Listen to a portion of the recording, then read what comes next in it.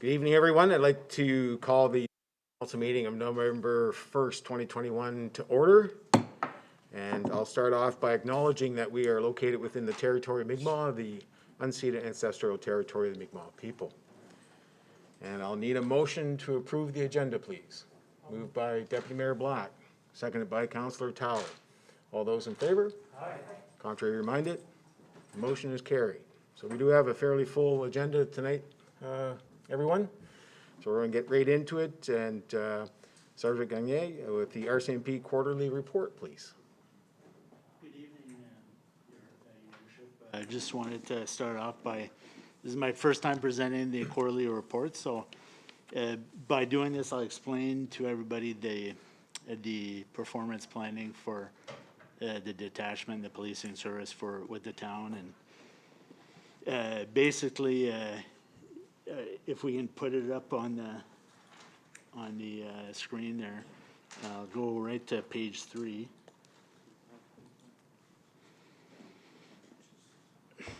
So basically, it starts off with the division, the province or provincial police force.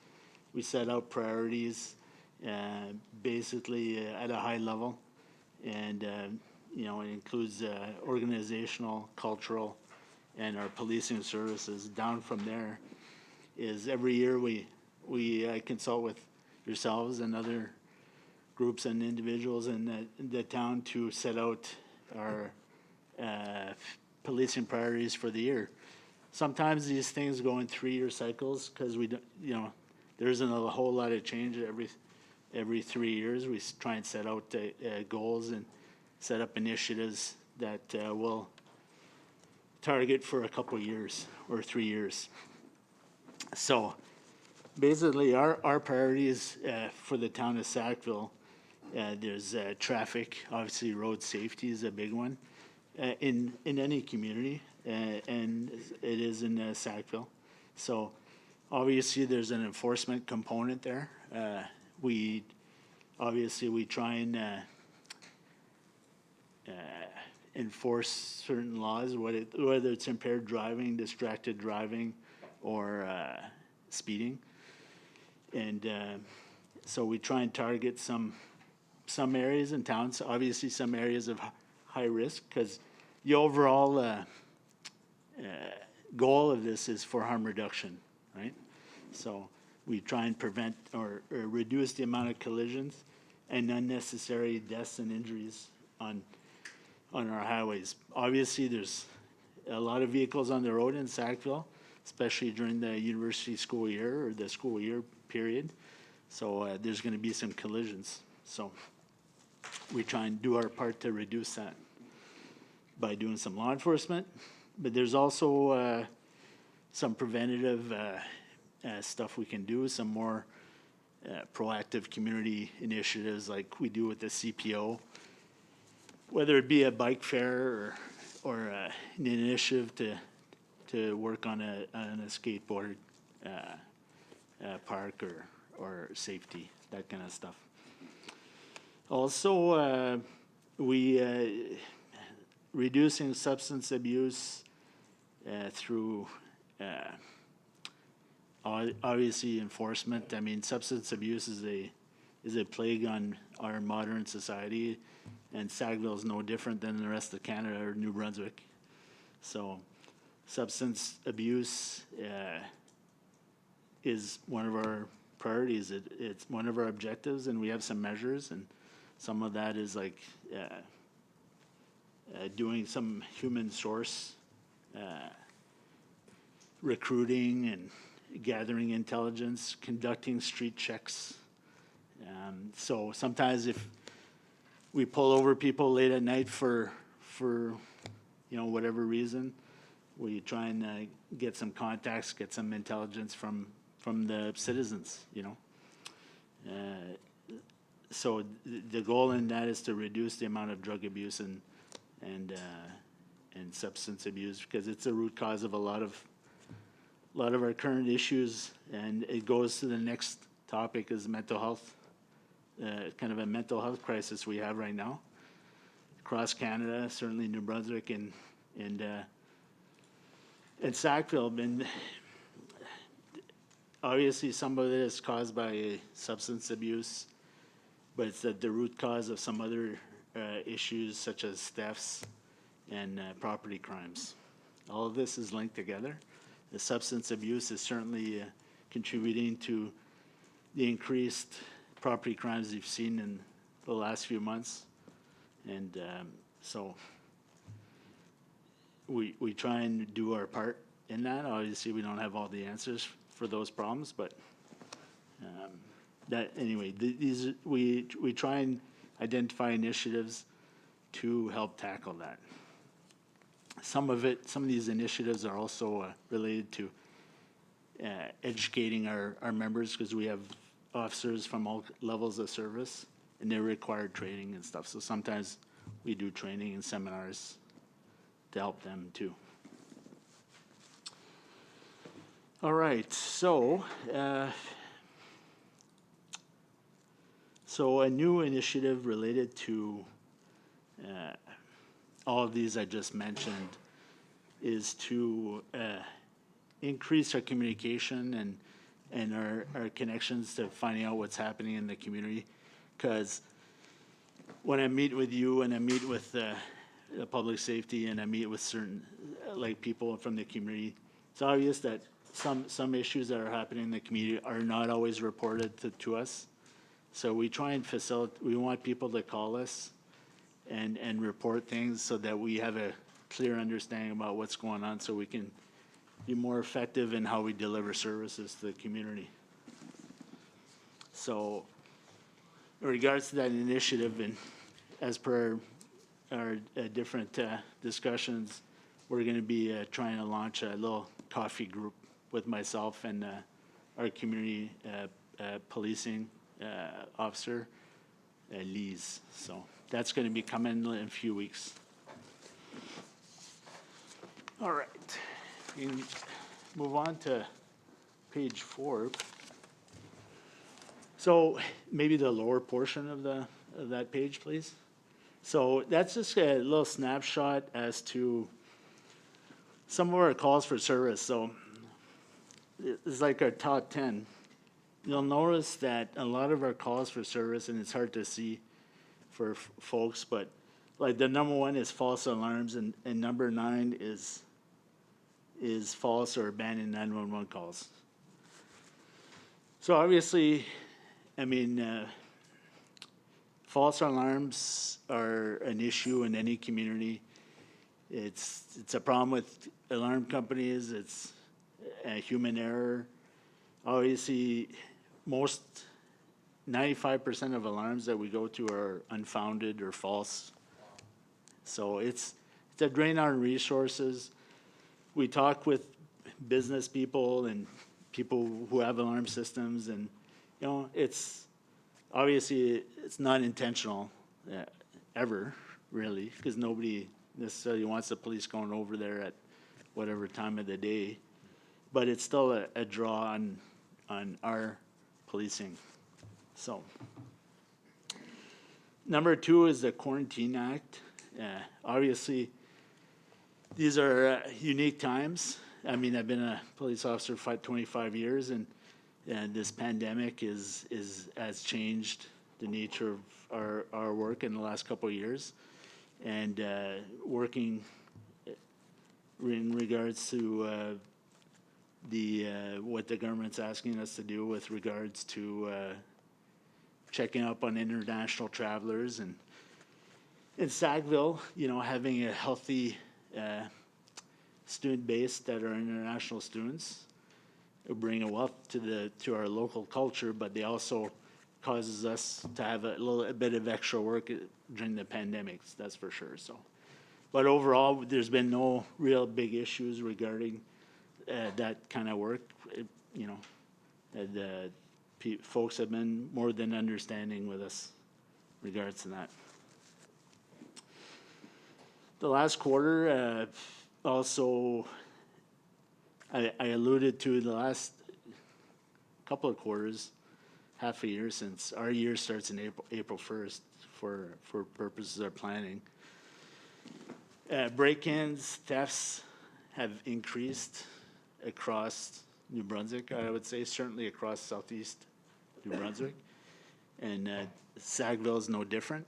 There's been a lot of victims that have been suffered break-ins, whether it's businesses or private individuals, getting bikes stolen. It can be bikes stolen up to commercial equipment being stolen, including trucks. I think the town's been a victim of that as well. So I don't think, I think it's safe to say, for my part, that substance abuse is like certainly a root of much of that crime. People are feeding addiction, and I think there's a little bit of a crisis going on out there. So if you go down the list, there's other moving traffic violations, suspicious people. So I look at the number 5 as just suspicious vehicles, persons, vehicles, property. So it's good. People are calling us when they see things that are out of sorts and stuff, and we're making patrols. And the fact that it remains scored as such, it means that it was probably nothing, but we attended and made sure everything was good. So overall, but obviously traffic with number 4, other traffic, moving traffic violations, and other non-moving traffic violations in number 6, and speeding in number 7. Obviously, traffic is an issue in town, and it's something we're paying attention to. So we try and do as many proactive calls as we can, but the increase in other calls sometimes takes away from our ability to be a little bit more proactive in setting up traffic operations. So, and number 8 was assistance to general public. We often get queries when, sometimes when people don't know where to look for resources or what the answer is for their concern or stuff, they call the police, because we help them figure out what resources they do need. And if you're new to the community, you don't have any family in the area and stuff, sometimes people reach out to us. This is not a bad thing at the end of the day, but it does happen. And number 10 was the Mental Health Act, other activities. So obviously, unfortunately, at this time, we're the ones who get called, and we're first to go to most mental health people in crisis, as a matter of routine. I mean, ambulances are standing by, but we're the first ones that are going into these calls for the most part. It's not a perfect system, but I mean, for the time being, that's what's going on, and we try and help people and get them to doctors and stuff when they have to go. Okay. So we can go to page 5, Becky. Okay. This is just a snapshot of what our clearance rates are in different aspects. Clearance rates are a finicky thing. I mean, you can get a snapshot right now, and in 2 weeks or a month, it might be different, because we have active investigations that aren't cleared yet, but we have suspects and charges pending and stuff like that. So this area is not always very accurate, depending on the time. So I like to look at these more at the end of the year, but again, it's just a statistics.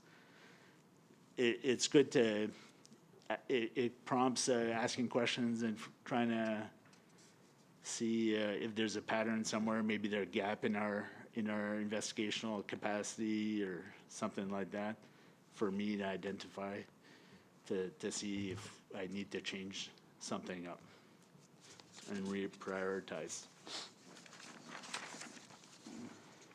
You can go to page 6.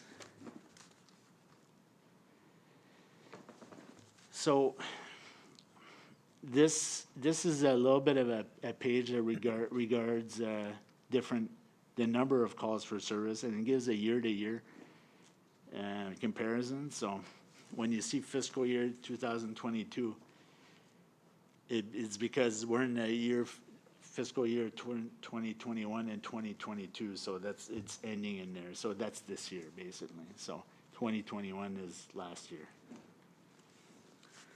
So you see some areas like have been consistent. I mean, we've had some fluctuations. Thefts have almost doubled for the same period. And this is the period for this quarter is for July, August, and September, just for clarification. So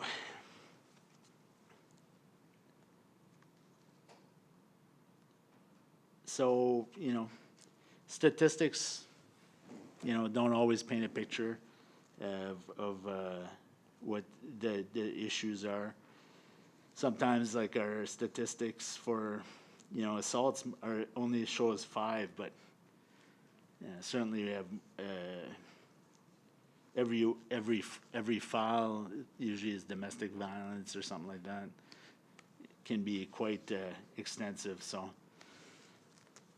yeah, a 1 or something like that doesn't necessarily cover the seriousness or the engagement that we have in how much resources are dedicated to a certain area.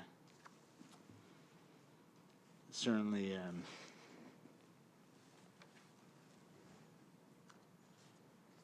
frauds from last year to this year, I guess, are similar. It says it went down almost a third, but frauds continue to be an issue. There's still a lot of, anecdotally I can say that we still get quite a few important frauds. People are being taken advantage of. Our elderly folks are more at risk and vulnerable to being falling to phone or email scams, and are young too, with some of the extortion that can happen online. So something to discuss with your loved ones. And last year we had earlier this year we had a presentation of fraud prevention with an elderly group with one of my officers, and I think it was well received. I think in the future we plan on doing more of those. It's needed for sure. It'd be surprising for some people to know how much money some people are losing to these kind of crimes. Sometimes it's their pensions too, right? Okay, so page 7 just is related to collision overview. So this is a mapping system that's kind of a new thing we're trying with the quarterly reports. I think this is the first month. Hey, Jamie, is it the first month that they've come out with these mapping? Yeah, I forget. But so it gives you a snapshot as to where the collisions are reported and in what area of town, and it can it really see, you can really see if there's it can be an issue, a problem, a hotspot for the community where more accidents are happening or not happening. So obviously collisions are something that we should all be mindful of. Driving is a big responsibility, and when you really think about it, injuries and property damage even, or deaths, are all preventable, right? They're all 100% preventable.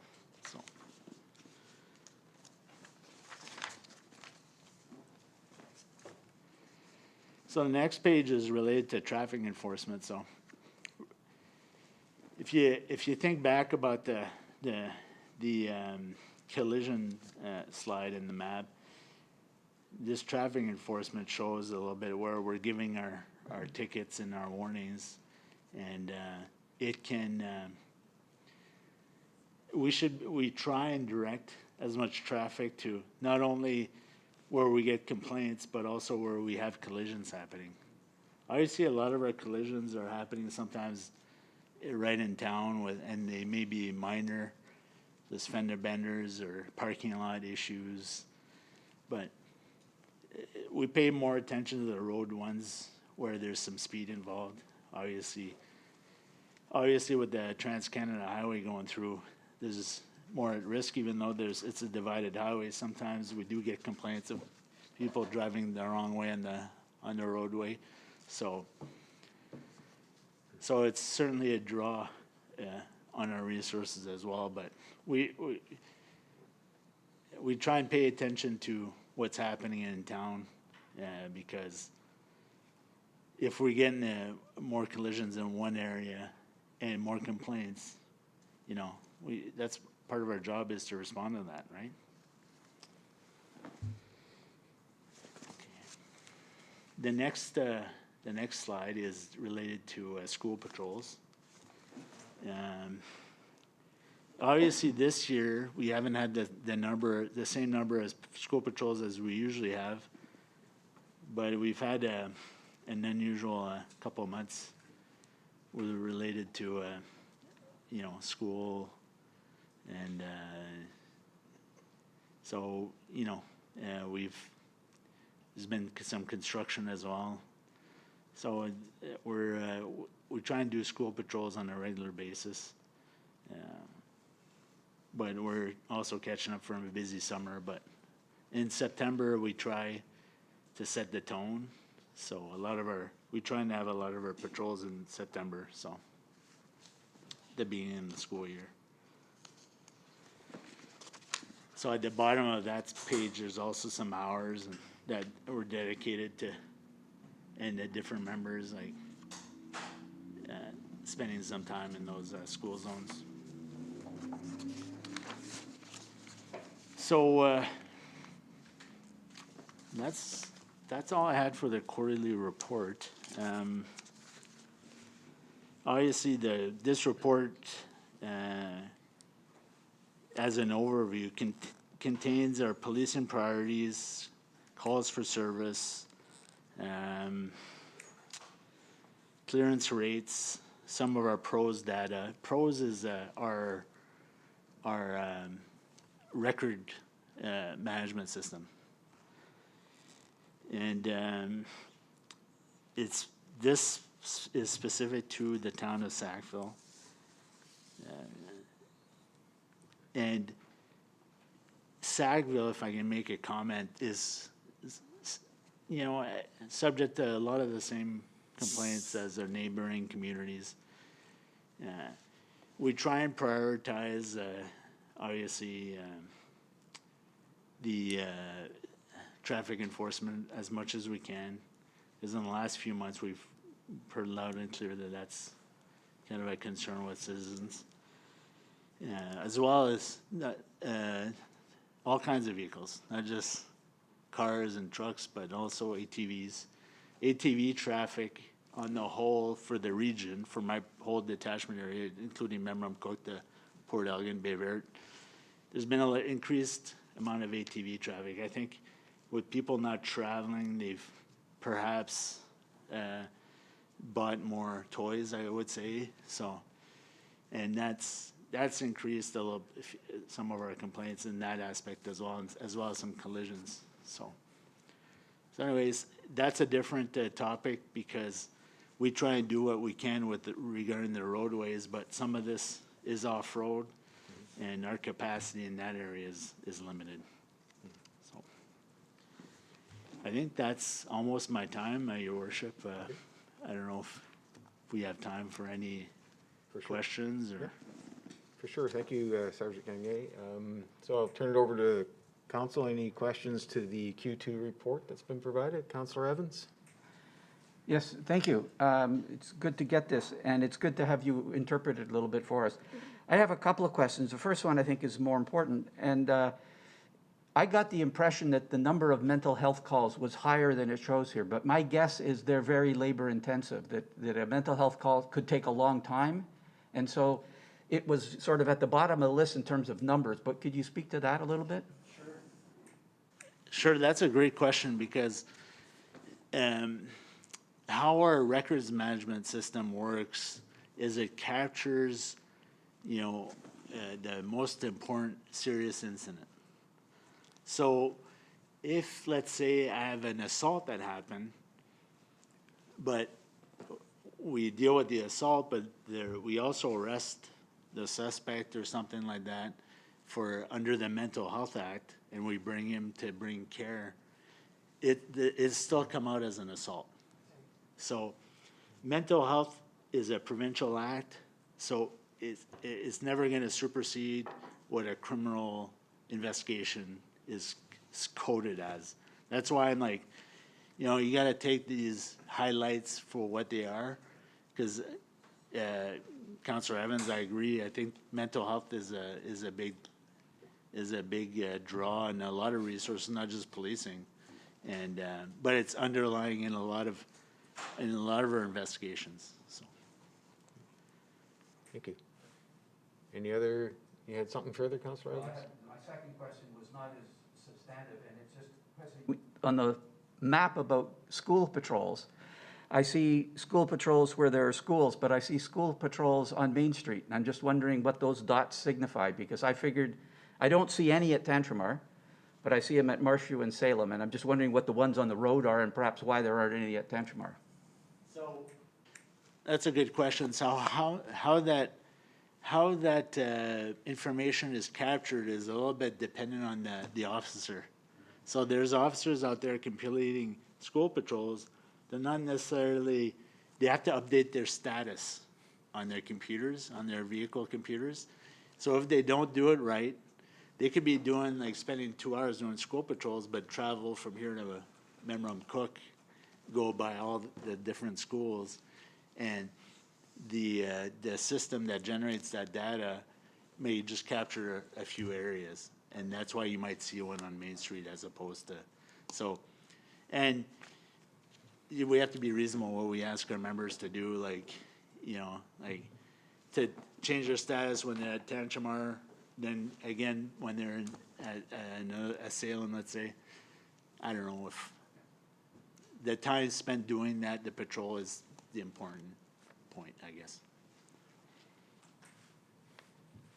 Any other questions from council? Councillor Butcher, please. Thank you. My question is in regards to the stats on, sorry, I'm just scrolling back so that I've got it.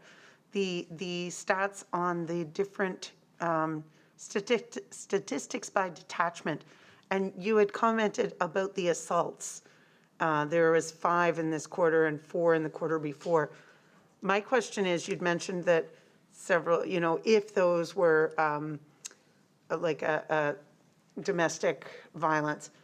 So if it's a couple and there's several times where you visit that house because of an event, does that count as 1, or does that count as 2 or 3, or like how is that? Is it the couple and the issue they're having count as 1 assault, or is it multiple? It goes by incidents. So if we get a call for an assault one time, one day, and 2 days later we're back because we had released the suspect on a release document saying you're not to have any contact, then we get a breach of that contact. It's not an assault anymore. It's a separate investigation, but it's that breach. So it's another criminal code investigation. So. Any other councillors? Just wonder if you could clarify, I guess, so as we look at these stats, are these actual offenses and charges that were laid, or, for example, assaults? So if they were charges laid, but you might have other calls that could have been assault but didn't come to the fact of being charges laid? Is that how we should look at that, or? Yeah, yeah, so we look exactly at that. So our investigation, our highest seriousness of investigation is what's captured. So if we get a call and we classify it, okay, well, I'm investigating an assault right now, and it's determined that no assault happened, then, or something lesser, it could be cleared by a charge, or it could be found unfounded, or sometimes we don't get cooperation, we don't get the evidence we need to charge, so it's we don't have enough. It's insufficient evidence to proceed. So, but yeah, you can have, but that'd be an assault stat anyway. Yeah. Great. Thank you. Anything else, council? Well, thank you very much, Sergeant. And, appreciate the information and the detail. I know council, I think they were happy that they had that interpretation on your part, so that's great. Thank you. Thanks a lot.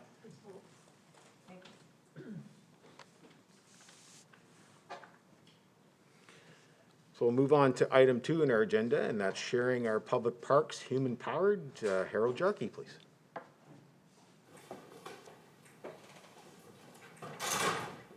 Sackville for 23 years, and I was really glad to hear from the sergeant about one of the priorities here is road safety, so I'm going to talk a little bit about that, sharing our public thoroughfares.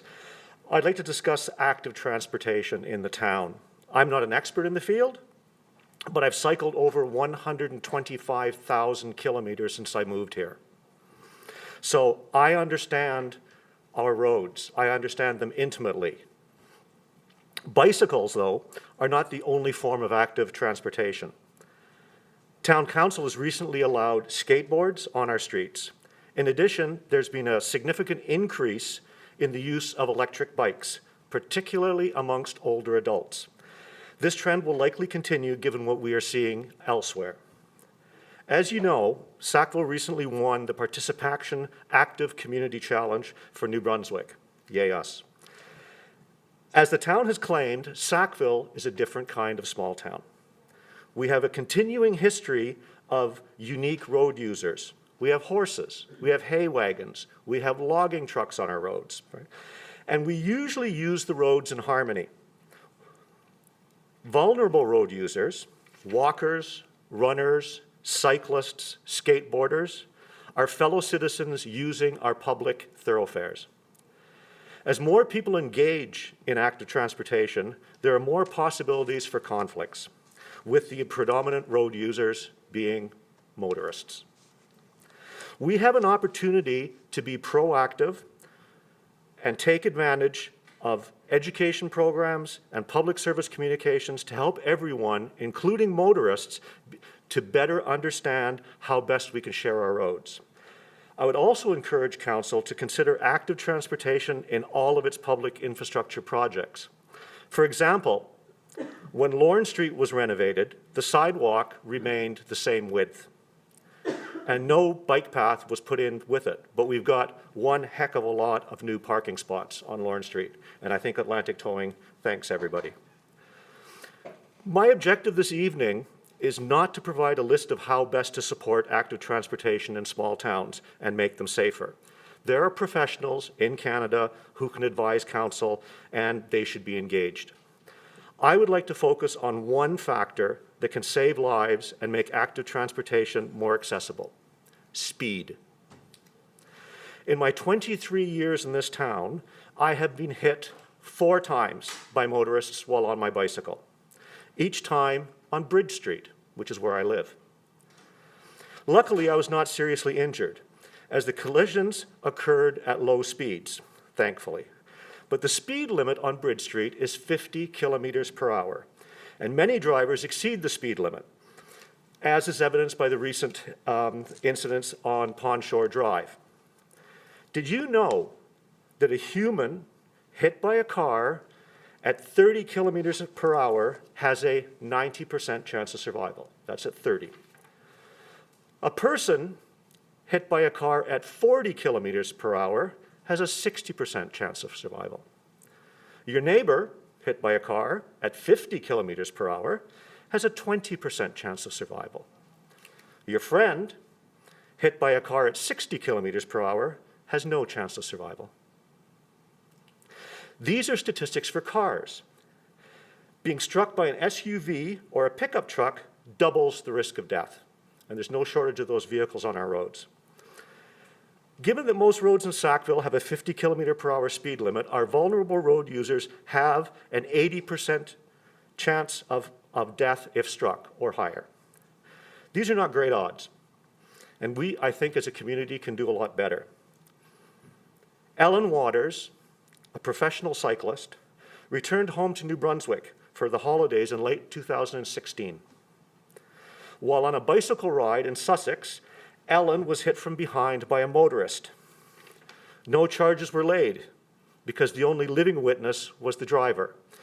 Ellen Waters died from her injuries on the 27th of December, 2016.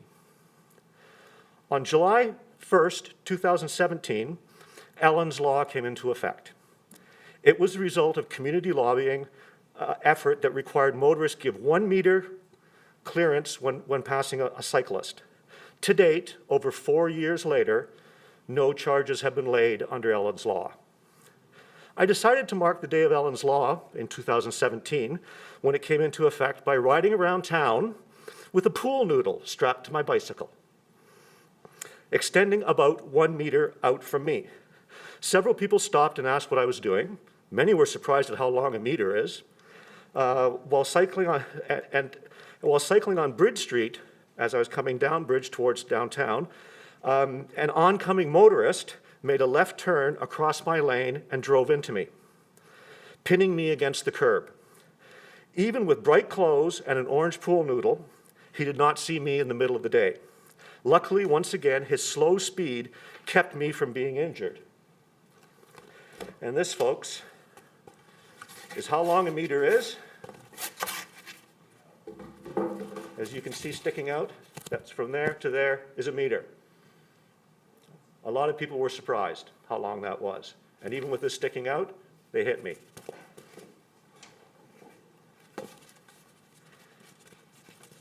So the town right now, personally, let's get that back there. I would like to cycle another 125,000 kilometers in this town, God willing. But as the population grows and vehicles become bigger, safety is a critical concern. I know many people who don't cycle because they're scared. Could this council make our community safer for all vulnerable road users by starting to reduce limits? We don't have any full-time 30 kilometer per hour limits in this town. Even in the school zones, it's only from 8 a.m. to 4 p.m. Ask residents on each of our streets if they want speed limits reduced. If the majority want it, let's give it to them. This town already has a mandatory bicycle helmet bylaw. The 4 times I was hit, my helmet was never damaged. Reducing speed limits and enforcing them would be much more effective in making our roads safer.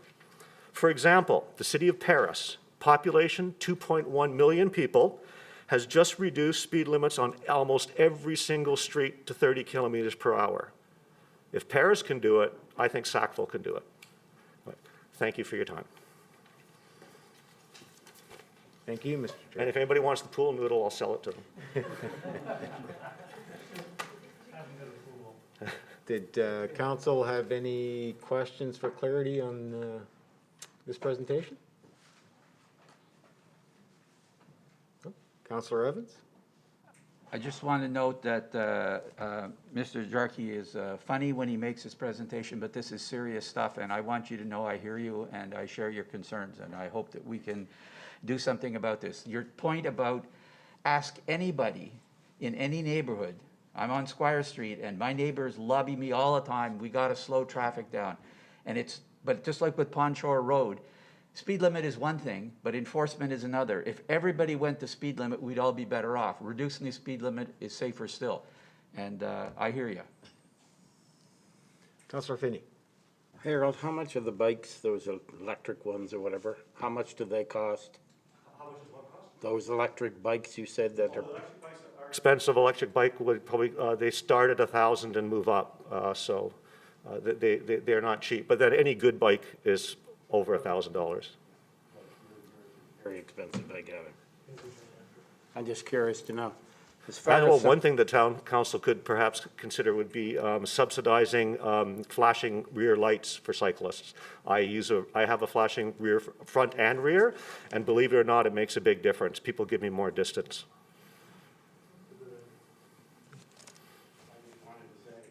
if I may, just wanted to say, when we did a study on some of the streets where they were speeding, and a couple of the streets, I believe, were Squire and Weldon, we found out that the people who were speeding were the people who lived on those streets. So how do you get through to them? And the old saying is, you can't fix stupid. Well, the old saying was that, people will keep drinking and driving until Mothers Against Drunk Drivers started really working on that. And I think that's what it takes. It takes education, it takes public service announcements, it takes examples. I just wanted to focus on one thing, which is feasible, which is lowering the official speed limit, starting on that on various streets. But yeah, there's a lot more that has to be done. Thank you.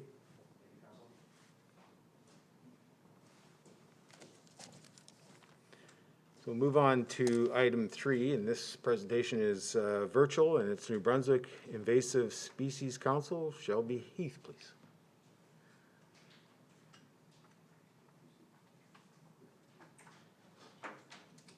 Technology is working in our favor. Oh, I hear a bit of feedback. Is that okay? We do have you. We can see you and hear you. So. Okay, perfect.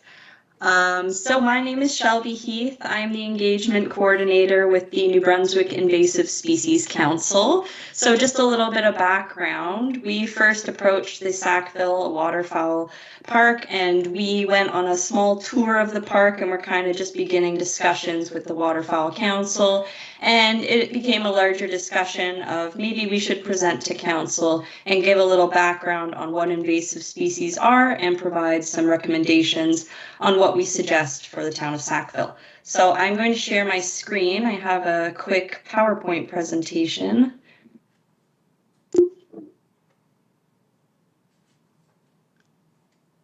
I'm just going to make sure it goes into full view. Oops. Is that okay? Can everyone see me okay? I'll just make sure it goes full screen. Oops. I hope that's okay. So we can see you in front of the presentation, actually. So. Yeah, I'm trying to figure out how to stop that. I don't need to see myself. Let me just see. Sorry, Teams is a bit. Oh wow, now I'm really in here. Sorry, if you just bear with me.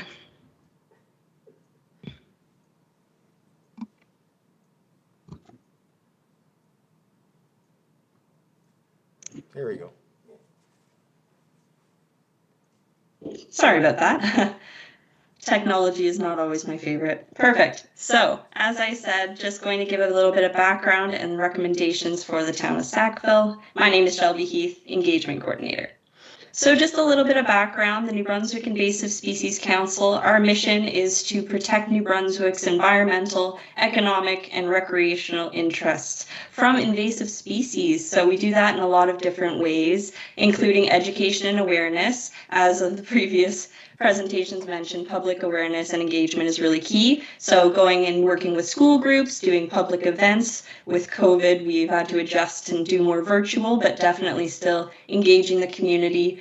We want to facilitate collaboration and improve management. So really on the ground, what are we doing to manage these invasive species? And we also like to act as kind of a hub for knowledge and expertise. So if someone in the province, a government, or a different agency has a question on invasive species, we like to consider ourselves kind of the experts.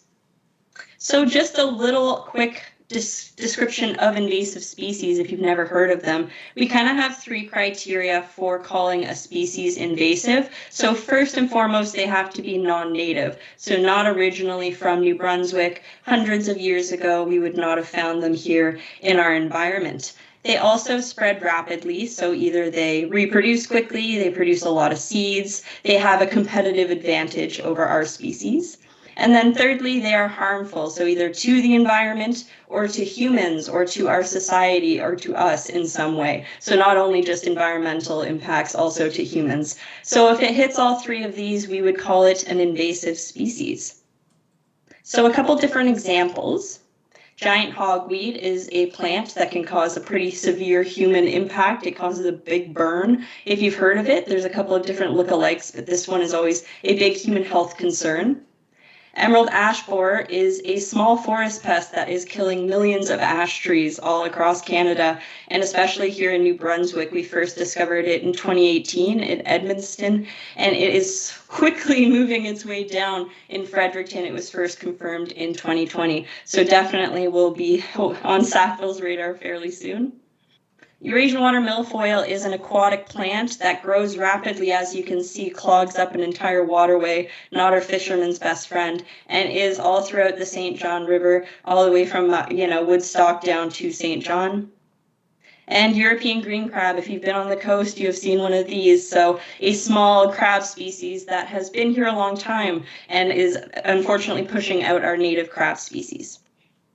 Couple other examples, Asian carp, so a group of Asian carp species, so it's 4 different fish species. This one is one that jumps out of the water, the silver carp. Hemlock woolly adelgid, so even small insects.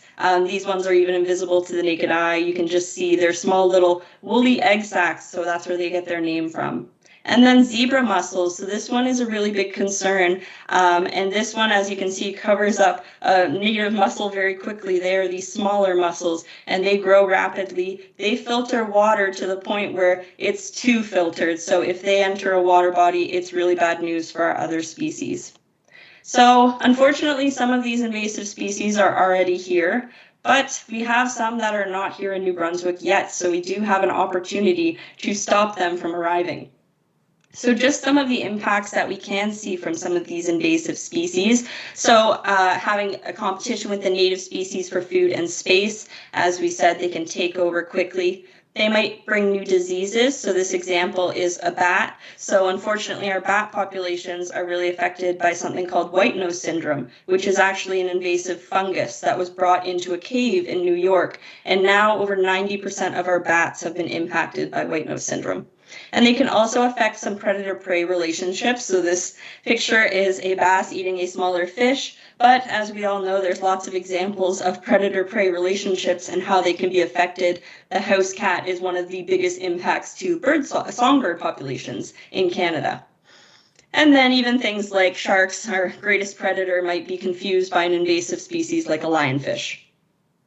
And lots of different impacts, unfortunately, from these invasive species. If you're not too concerned about the environment, we can also see the economic and the recreation impacts. So decreased ecosystem services, so that just means things we get for free from our environment. So the air we breathe from the trees outside, a wetland mitigating floods. So here's an example. When we lose some of those things, we really notice the impacts. So here we can see a flood that's going to damage infrastructure, going to have huge costs that could be mitigated by some of these things like a wetland that invasive species remove. We also have impacts to infrastructure. Like I said, zebra mussels can cover up a clam. They also like to cover up things like a boat motor or even industrial pipes. So that becomes a huge concern in sewage treatment plants and water places. So we need to make sure those are moved out, and that has some costs as well. Human health impacts, of course, I said giant hogweed can cause some pretty nasty burns, also zebra mussels cutting up our feet. Some of these things we're concerned from a human health point of view. Also, impacts to recreation. It's not always fun to swim or go fishing in a place that's full of weeds or have, a walk in a forest where you're only seeing one species. So some of these things are impacting us. So just a little background, how did these invasive species get here? How do they spread? Sometimes they can spread naturally. So we have sometimes they float downstream, a bird picks them up, eats a berry, goes away, a fish flies out of the water into another water body. So there are some cases where you have that. The creepy photo on the bottom is a sea lamprey, so not actually invasive in New Brunswick. We kind of use it for shock value. That's an example of a parasitic relationship. So they attach onto the side of a fish, and if the fish, say, move to a different water body, could bring that sea lamprey with them, but not here in New Brunswick too much, so don't worry.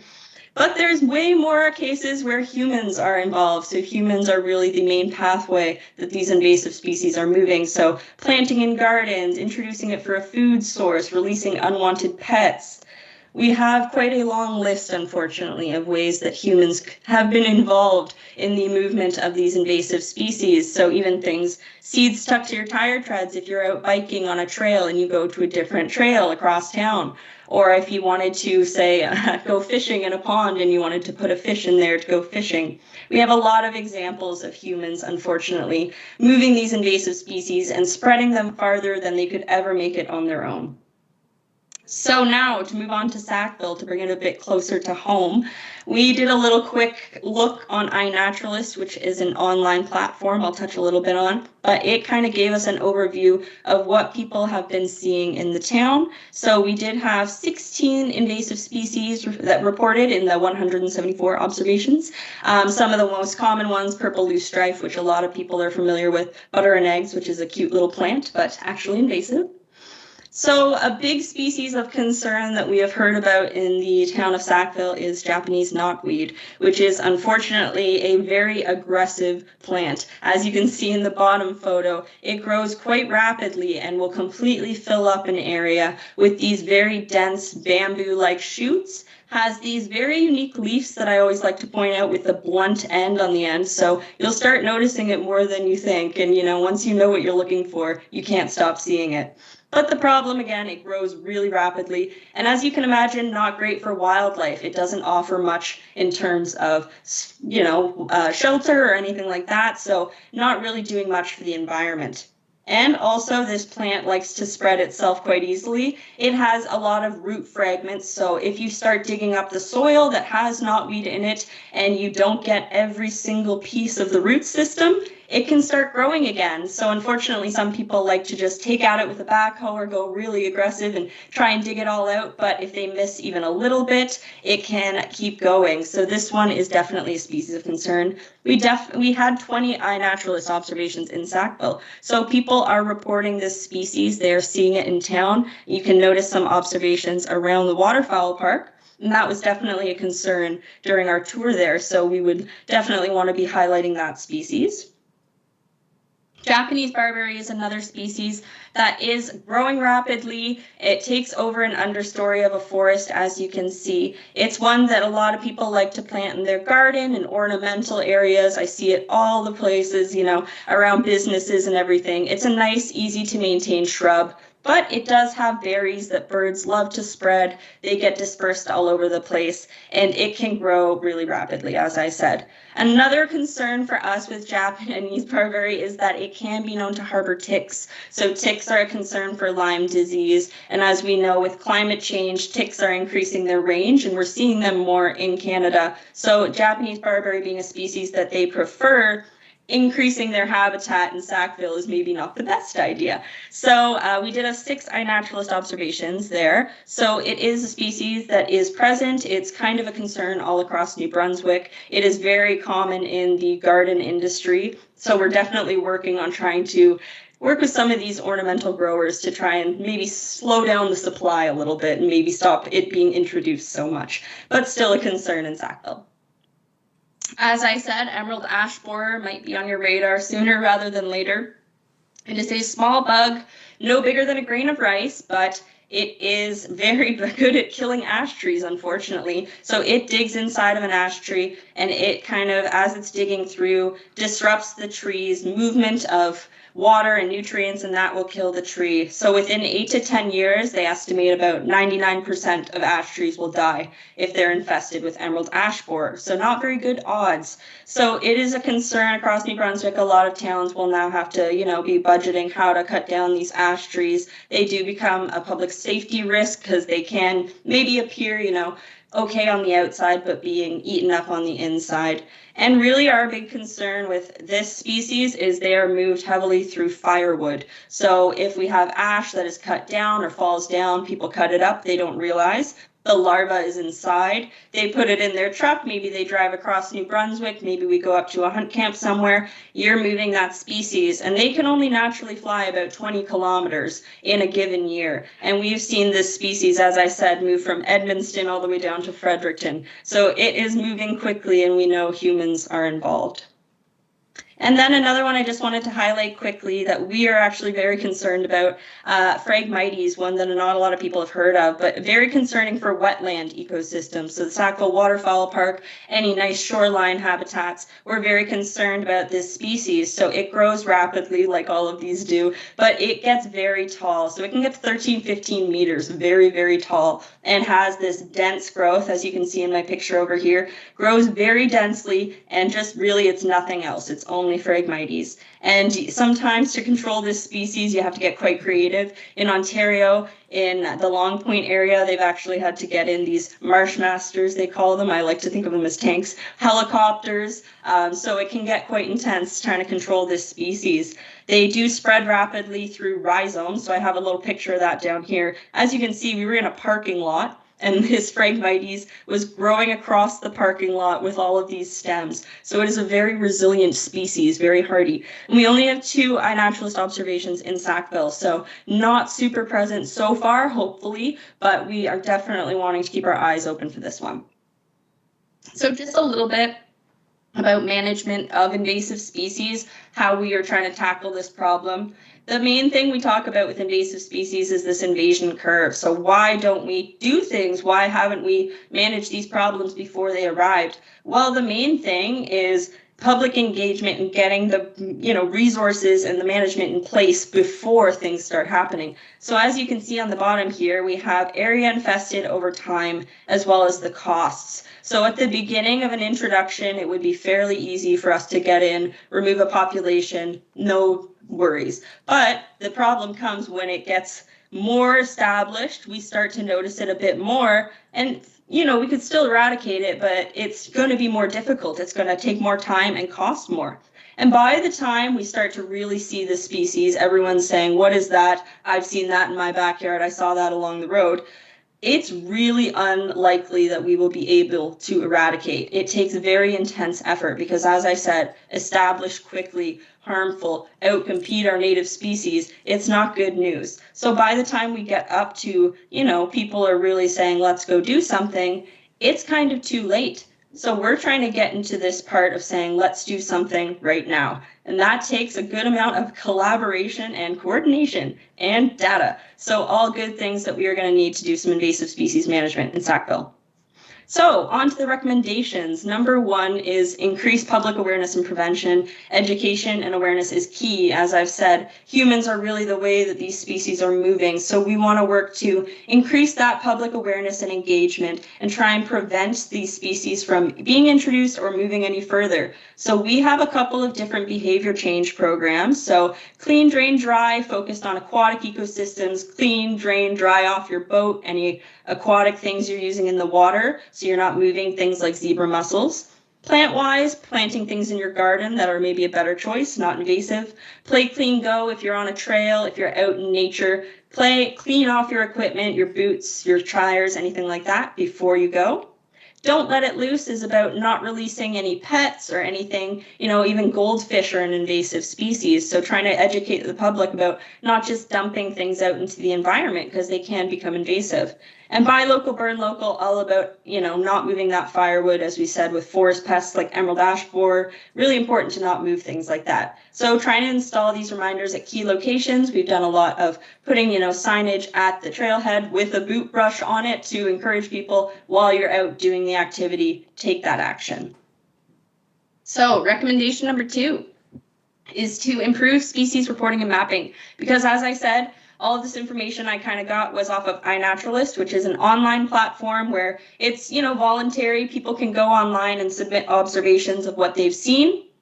So it's very based on what people give us. There's not really, a consistent year after year knowing what things are there. So it's kind of it's a great resource for community science, but we would like to increase that reporting and mapping and also encourage the town to start, maintaining some of these records. So kind of getting a database of where we know invasive species are, even if it's just an Excel sheet, just keep creating that database so we have that information. And then also getting the town staff involved, because they will be the ones out in the town, maintaining the property, seeing these species. So getting them aware of what we're looking for, how to not move some of these things, even if it's cleaning off equipment in between, moving in between sites, right? Some of these simple things can really make a difference. And overall, better data equals better management. So we're really working to improve management, as I said, and make it more easy for people like the town of Sackville to manage some of these species, because we understand that, it's hard for us to come in and just say all these things. We want you to give you the tools to be able to do that. And for that, we need the data. And then number 3 is the big one. So we really want to encourage municipal invasive species management plans, because these are really, for us, the main way that we are going to tackle this problem and, have an effective solution. So these invasive species management plans, they've been done all across Canada.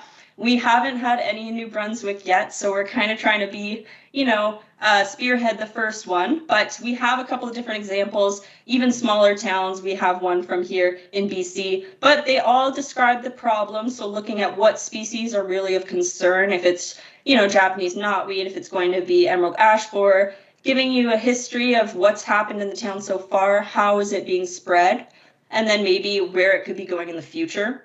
We're looking for inventory, so I again say data is so important to help us with management, so we can make a plan on where we're going to go and how we're going to do it. Number 3 is that communication plan. So as I said, the public is how we are going to make sure this sticks and make sure that we're not just doing all this work for it to disappear. We want to make sure that people are aware of what we're doing, why we're doing it, and how they can help us. And then an intervention plan. So how exactly are we going to control some of these species?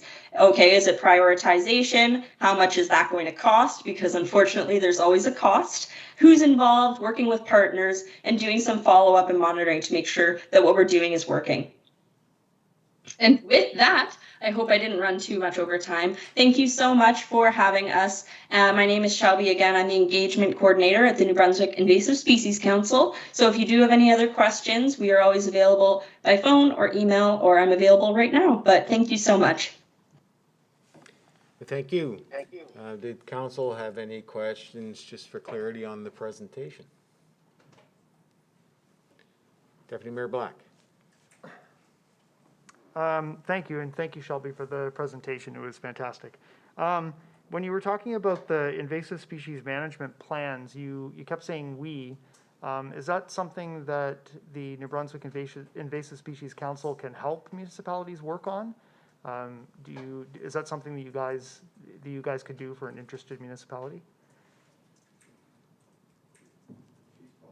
Okay. Maybe about next year's budget. I'll get you to start over again, because it takes a minute for it to transition, so we didn't hear the first bit of what you said, so. I'm so sorry, no That's okay. worries. I'll start again. Okay. Sorry, so yeah, hopefully we are again a nonprofit, so there is a mighty staff of 3 of us. So we are working at a smaller capacity, but we again are hopefully going to work with some different funding sources, but again, would hope that we could get municipalities to kind of buy into this with us and help bring some of the funds, or whether it be staff support, that's a discussion to be had. But I believe by collaborating and working together, it can be a really more effective resource. And, as we've said, we're happy to be the experts. We have the expertise, we have the background, on how to manage some of these species, but we don't live in Sackville. We don't have the history of being in the town, so we need that partnership. We need to be able to have contacts within the town, like the waterfowl park and, different groups, to make sure that these plans are put into place and work. But yes, that would hopefully have some financial buy-in as well. Thank you. Deputy Mayor Black? Quick one. Thanks for that. And one last thing, just talking about your expertise. If you could speak briefly, if possible, about how knotweed could be dealt with. In the waterfowl park we have it obviously, but in other places in town. But just can you talk about how that could possibly be eradicated or dealt with?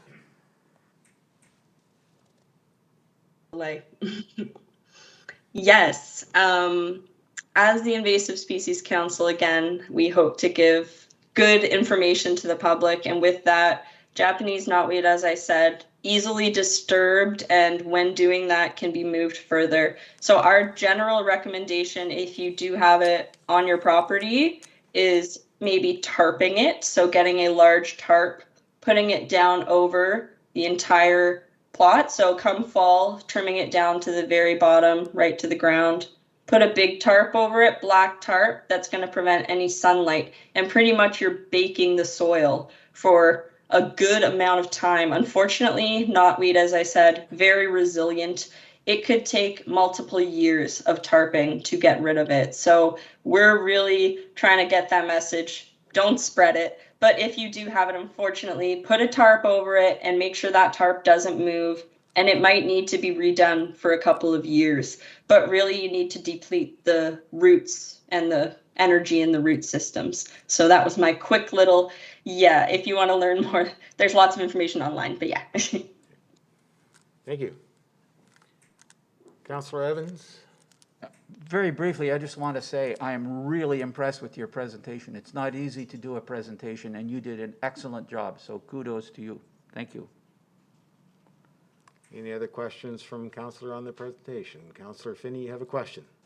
I was just wondering, are we going to be provided with this presentation that we can have to look at after? The clerk's office will make sure that that gets out to council. Sorry, realized I can also translate it to French if needed. Thank you. Great. Great, council. Okay, well, thank you very much, Ms. Heath, for your presentation, and we'll make sure that council gets a copy of that, and they'll have your information, so if there's any further questions, they can reach out.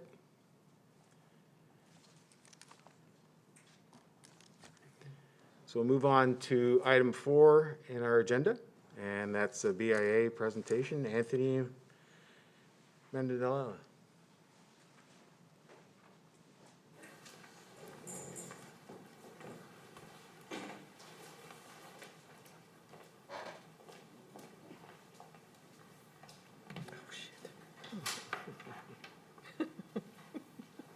Perfect.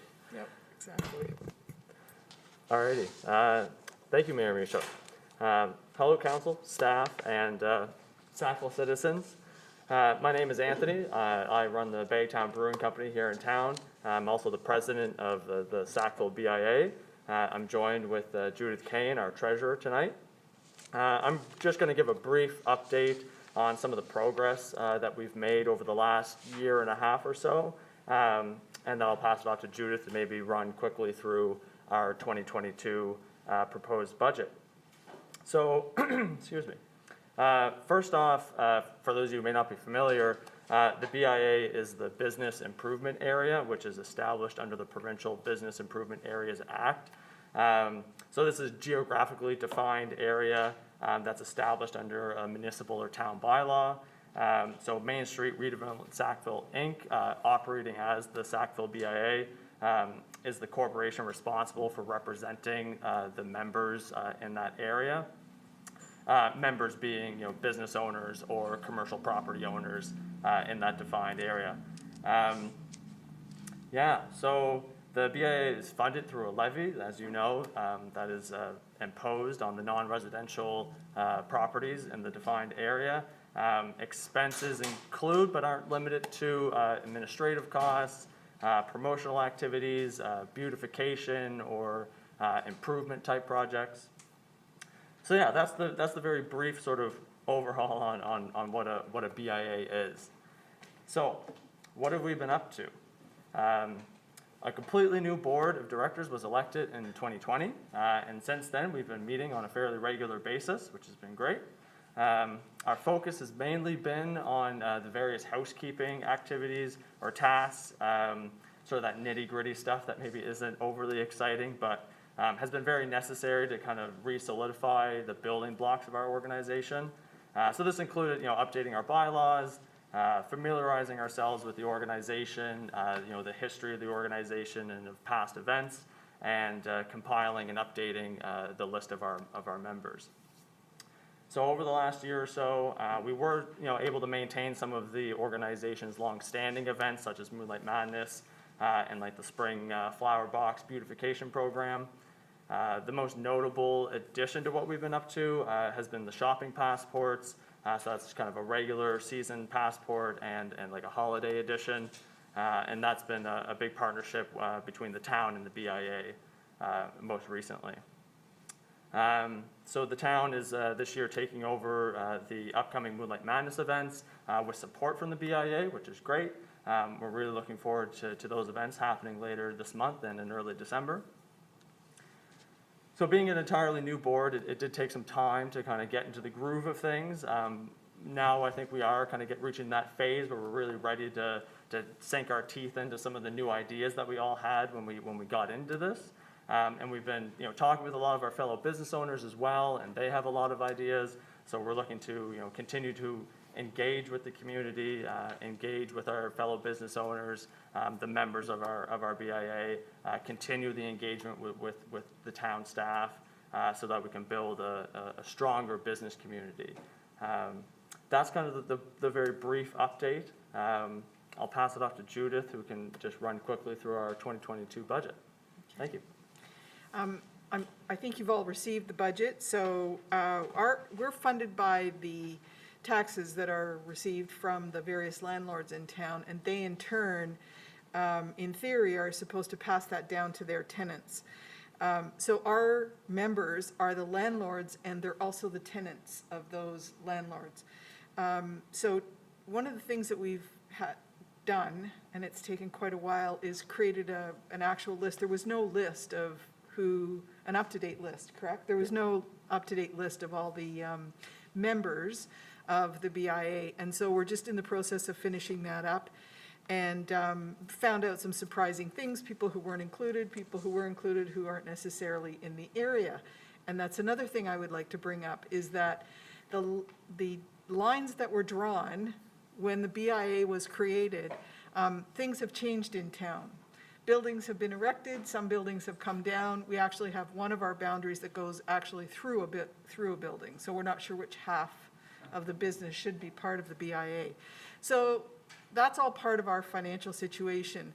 We're funded, the taxes are collected on our behalf and sent to the city or the town, and then given to us to fund our projects.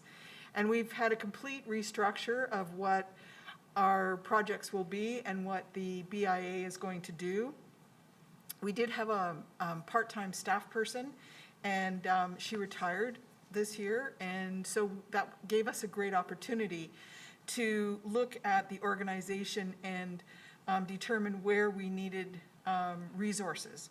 So we're putting some money towards website development. We want to have a really good website for two purposes. One is if people are coming into Sackville or in Sackville and looking at where to shop, the BIA will have all of our members on there.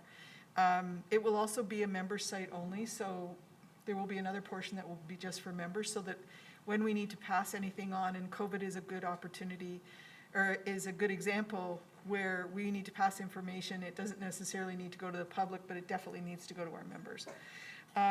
Sponsorship and development, part of our participation in the town is to be out there and promote our members. And so we're going to do that with sponsorship, advertising campaigns, beautification projects. I listened to the bike presentation, which I thought was really interesting, and the idea of giving people flashing red lights might be a sponsorship opportunity.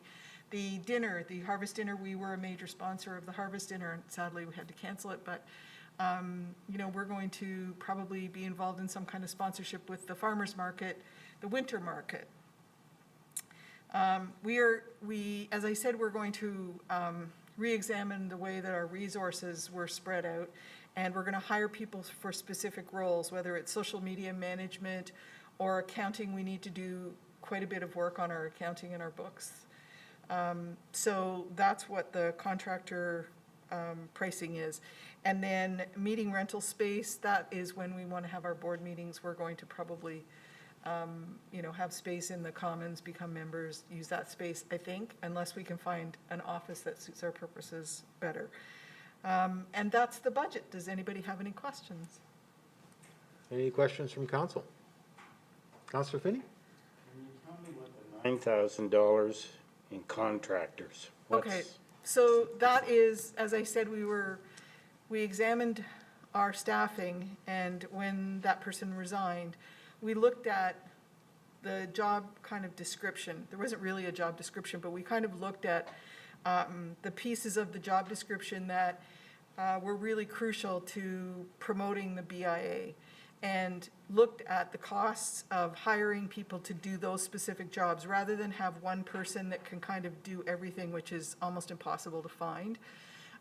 We determined that we would need to put resources to specific areas. The accounting bill is going to be fairly significant. That's going to be a big one. I imagine social media, potentially marketing that goes along with the website, we might need more resources for the website. So that's what that's for. Councillor Dietz? Yeah, thanks for the presentation. That was very useful. I got one question. You mentioned this redrawing of the lines, and I know Deputy Mayor Black already mentioned that at one of our council meetings. So, and you may not be able to answer that, but I think that will require us to revise the bylaw that is currently on the books. So I assume there's some interaction, Yes. town staff. Yeah, okay. We're in process with that, aren't we? Yes. Andrew? Yes. Councillor Black. Yes. Thank you. Thank you. Councillor Evans? Yeah, I want to thank you for the presentation and just say how delighted I am that the new and revitalized organization is presenting to us and doing exciting things. This is a real treat.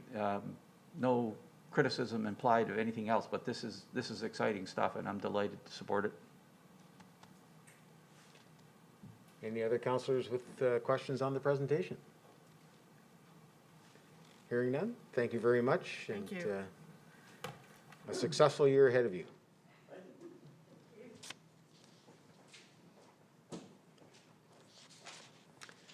So we'll move on to item 5, and that's funding request from the Rural Health Action Group. And Mr. Burke, please.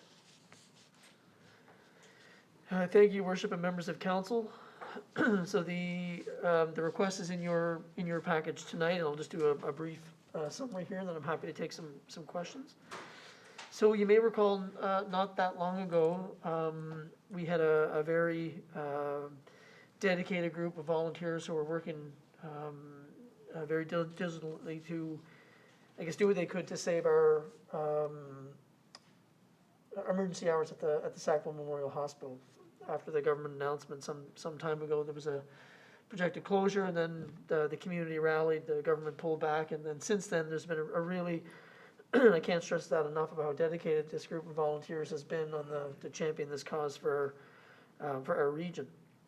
So some time ago, I guess they were wondering how best to organize themselves or give themselves some structure or authority to be able to be out there, talking to government leaders, Horizon Health leaders about I guess a strategic approach on how to make the situation somewhat better. So I think by now we've all heard of the Tantramar COVID-19 Task Force, which has since been rebranded to the Membercook Tantramar Community Task Force, as they're transitioning or pivoting out of the pandemic into more of a long-term cause. They graciously agreed to create a subgroup, as you will, underneath their structure, what they coined the Rural Health Action Group. So that volunteer core has now kind of fallen underneath the Margaret King and former Mayor Pat Estabrooks, former councillor Margaret King and former Mayor Pat Estabrooks, who are both the co-chairs of that group. So as you'll probably recall, during our 2022 budget presentations, former Mayor Heim and former Mayor Estabrooks both presented on making a request to us. And at that time, they didn't have a dollar figure, but we were known to expect that to be coming. That They both identified some short-term needs for a current marketing or recruitment strategy that the group has been working on. And then possibly a need for longer-term funding in going into 2022 about things the municipality can do to kind of help and support these ongoing recruiting efforts in conjunction with Horizon Health. So the formal request is now in. They're asking for immediately up to $5,000 to help pay for, and you can see the quote that's attached, for a marketing and advertising estimate from a communications professional who has some experience, is my understanding, in this type of marketing exercise. And then we all know, as part of our 2022 budget, we've also set some money aside for a small nominal amount of $10,000 to help with some ongoing costs in the year 2022. So, but right now the group is asking for $5,000. So we've looked at our budget, and you know, because of you know, the pandemic, we do have some savings within our corporate affairs budget under our marketing and communications line item. So that $5,000 can be made available. I think what we would be suggesting to the group is that we the town would be looking to engage the professional directly, and that way the creative imagery and work comes back to the town, and we then get to maintain ownership of that. It gets into good housekeeping, and certainly we would look to work with the local volunteer group and the design professional on how best to get that information out and shared widely in consultation with, in conjunction with Horizon Health. So staff are recommending that we do work directly with the group and the consultant, and certainly get back to the Rural Health Action Group, letting them know that it's been approved, which is subject to council approval, and could happen as early as next Monday night. So, Your Worship, I'd be happy to answer any questions. Any questions, Councillor Finney, please? Could you please tell me who they've identified as a professional who's available to assist with this particular initiative? Mr. Burke? Yeah, is the marketing and advertising estimate not attached?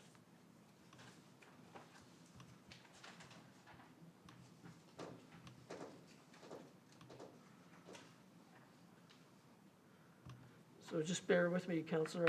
I actually don't see it there, but I can confirm that.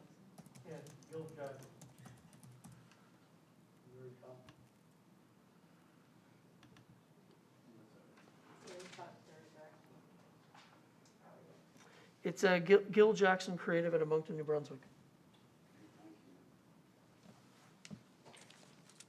Councillor Evans? Councillor Oh, Evans? sorry, I was temporarily speechless. When we are all aware of the threat to our hospital, and literally everybody in town seems to be in agreement that we have to do something. And several of us, when the presentation or when it came to us, was what can we do when it seems to be outside our mandate? This is something we can do. We have a bunch of volunteers working really hard to do something that is really important to all of us. This is something the town can do, and I'm delighted that they've asked us, and we're in a position to help us do something that is important to all of us. Thank you, Councillor Evans. Any other questions in regards to this to Mr. Burke? If not, we'll see a motion, then council will be prepared to deliberate the motion come Monday. Perfect. So now we'll move on to item 6, and that's the multi-use building Class D estimate. Mr. Pry, please. Thank you, Worship. Members of Council, I'll do my best in Ms. Miller's absence to provide her report here. So back in the spring, Council received multiple presentations regarding a permanent home for the Sackville Farmers Market. At the time, multiple community spaces, gymnasiums, the schools and whatnot were all shut down due to the pandemic. So we also recognized the need for a town-owned recreation space that we'd have some control over.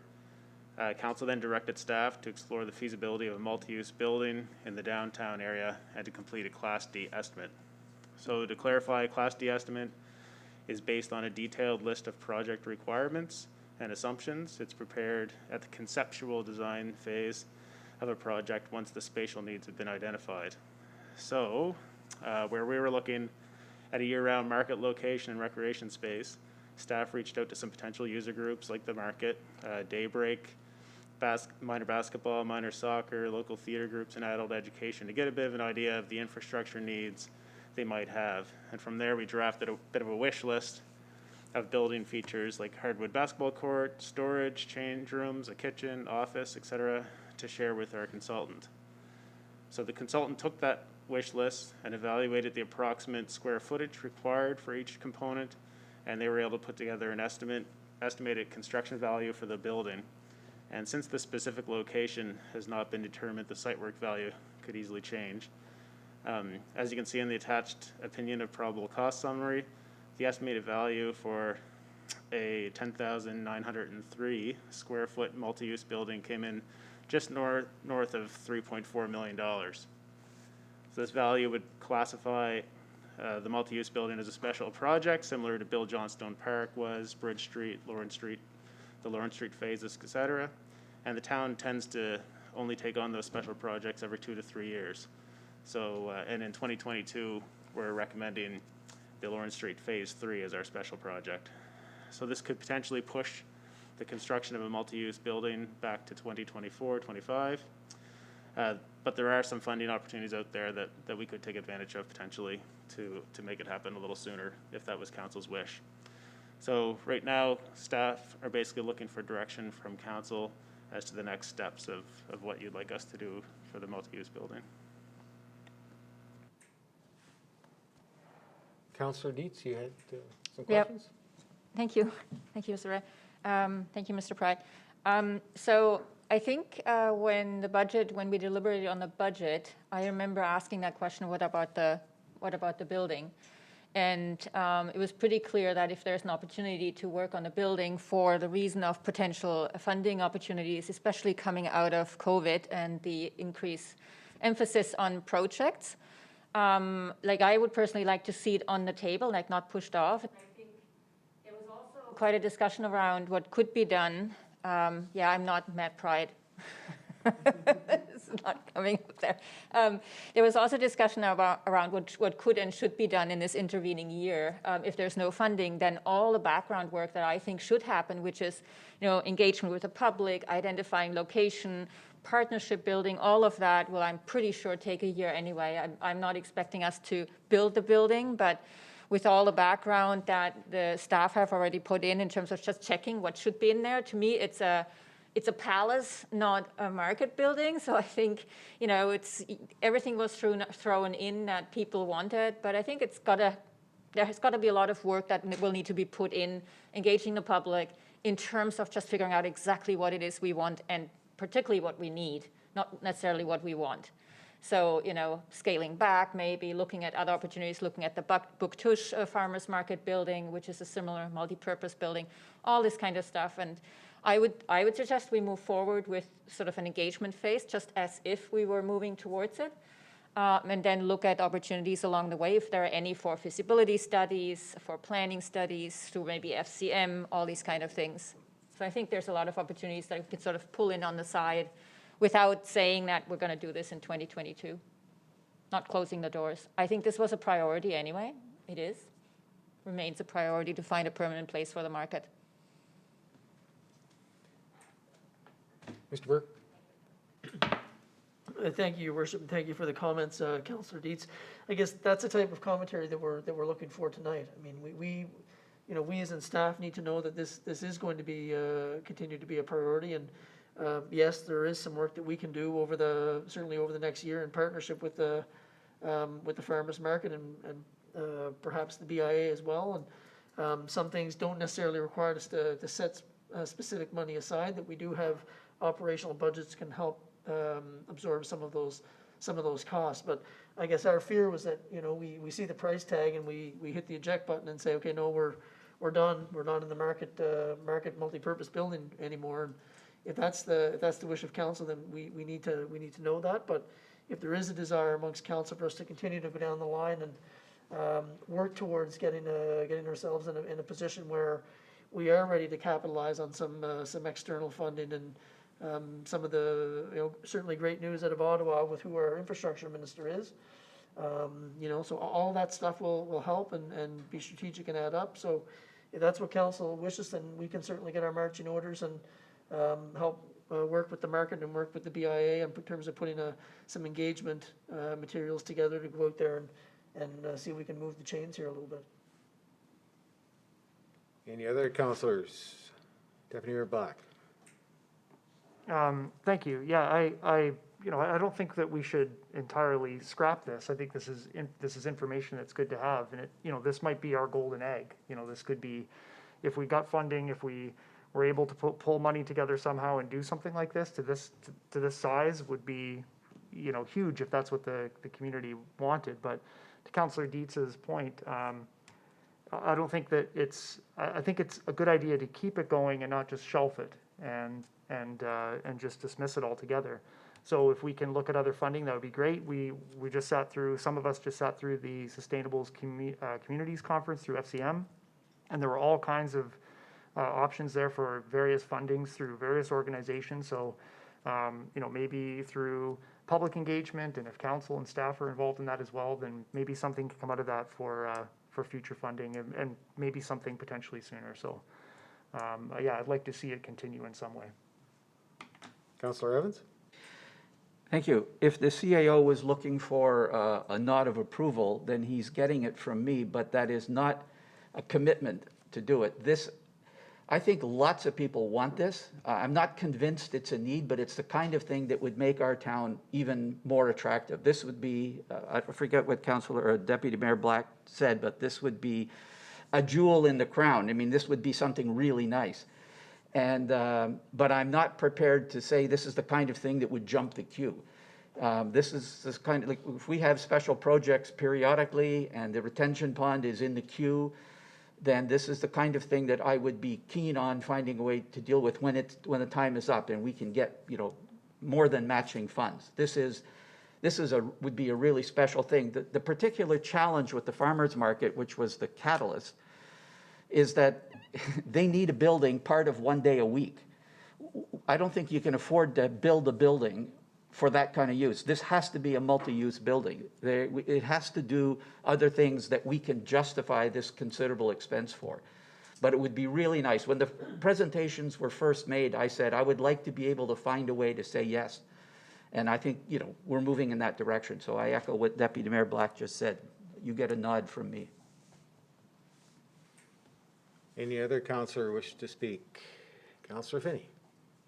Guess what I'd like to say is that I'd like to see us turn around and reach out to some other municipalities who are doing a similar idea. As a matter of fact, for instance, I've mentioned Shediac's Community Center many, many times.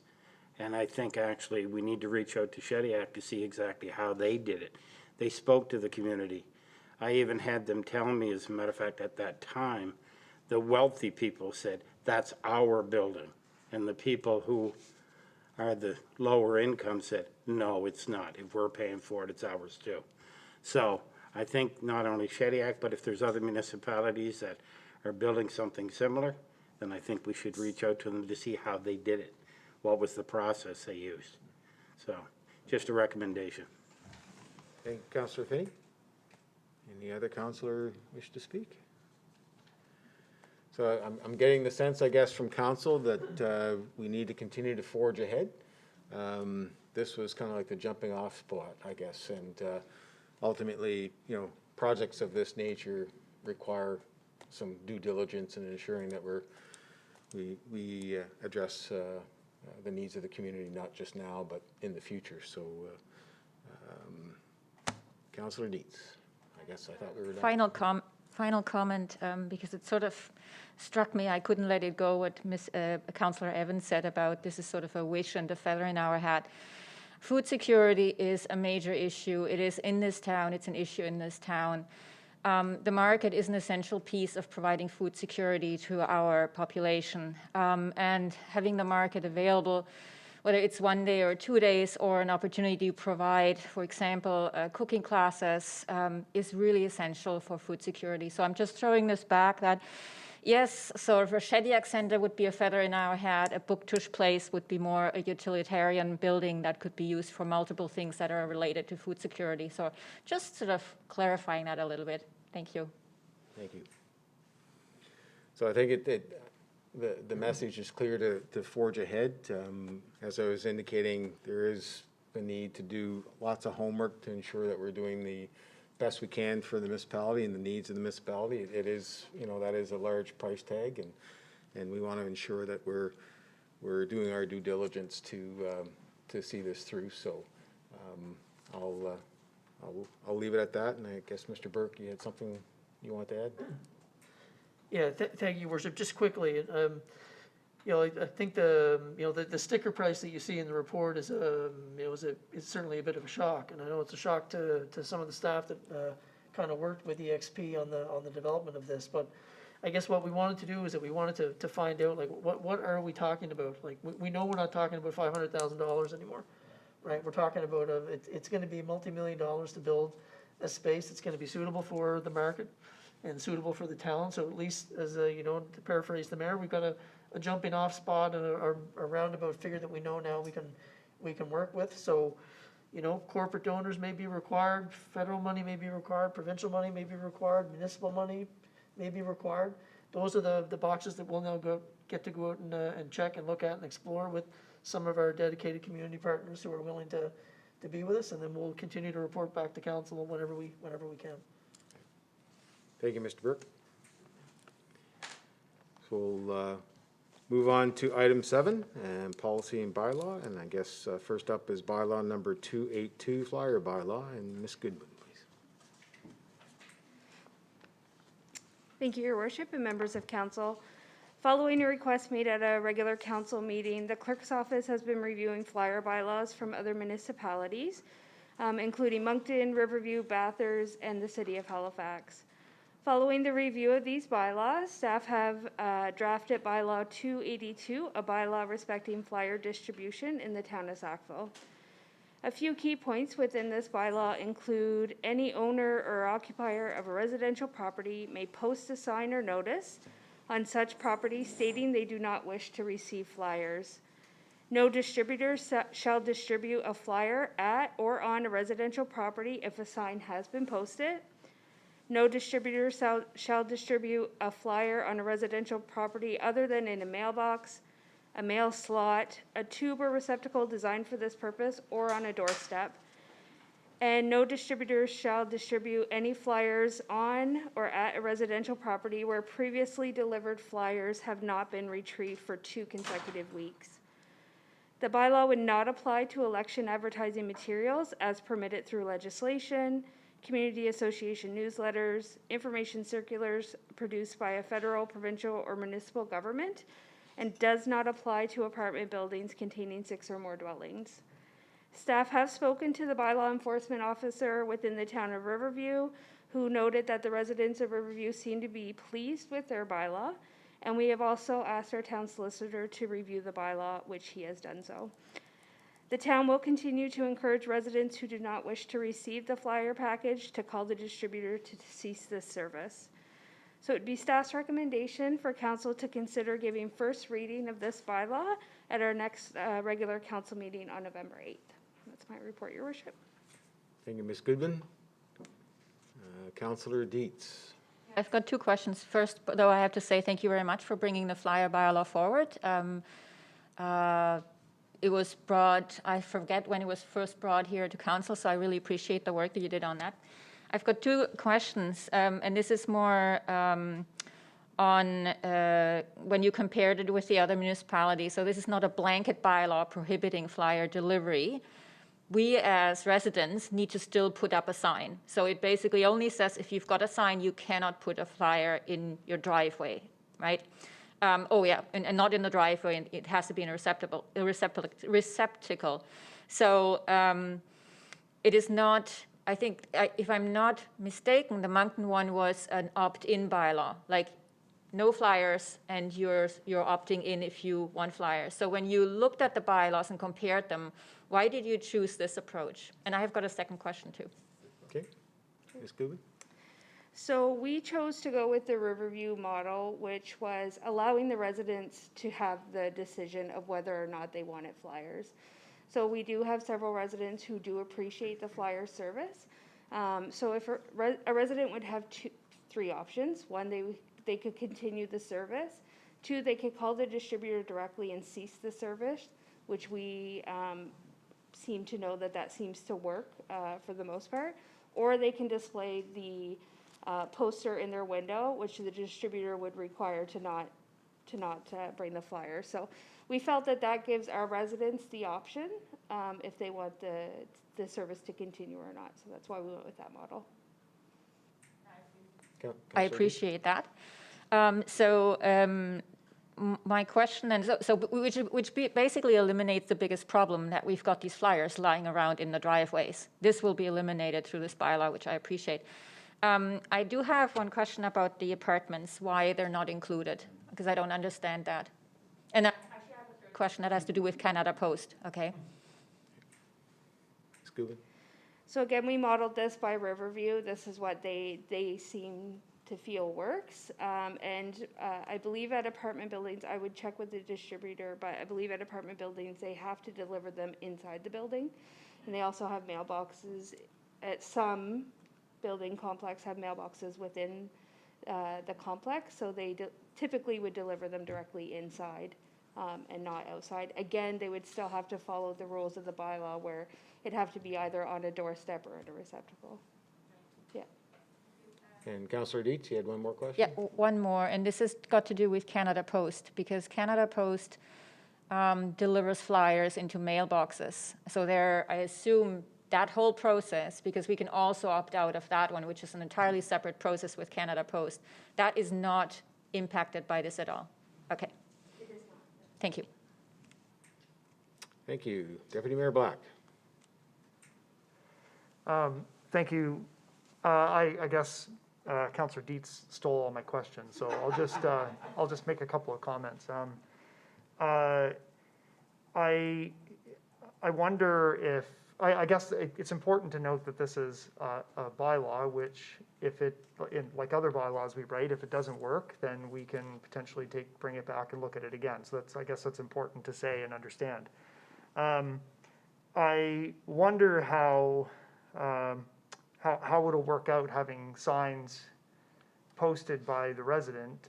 And, I'm not, I can't see into the future and see how this will work out. But for my property, for example, if I put a sign in my window, I know that the person who drives up doesn't even come close to my driveway before they're chucking the flyers in at the end of my driveway. So to see the sign posted in my window, they probably won't see.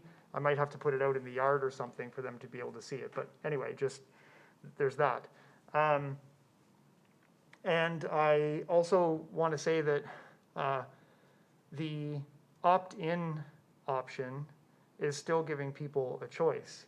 So if it was just a blanket no flyers, and if you want them, then you can opt in.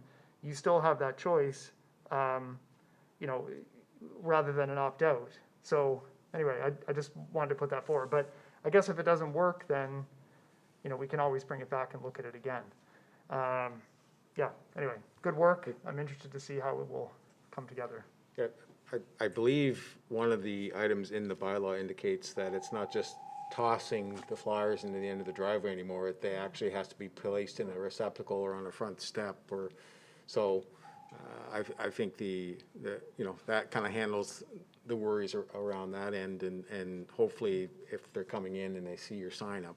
But again, it goes back to the fact that anybody can opt out. That option exists now. So if there's any word, and did you have anything further to add to that, Ms. Coogan? Is that it?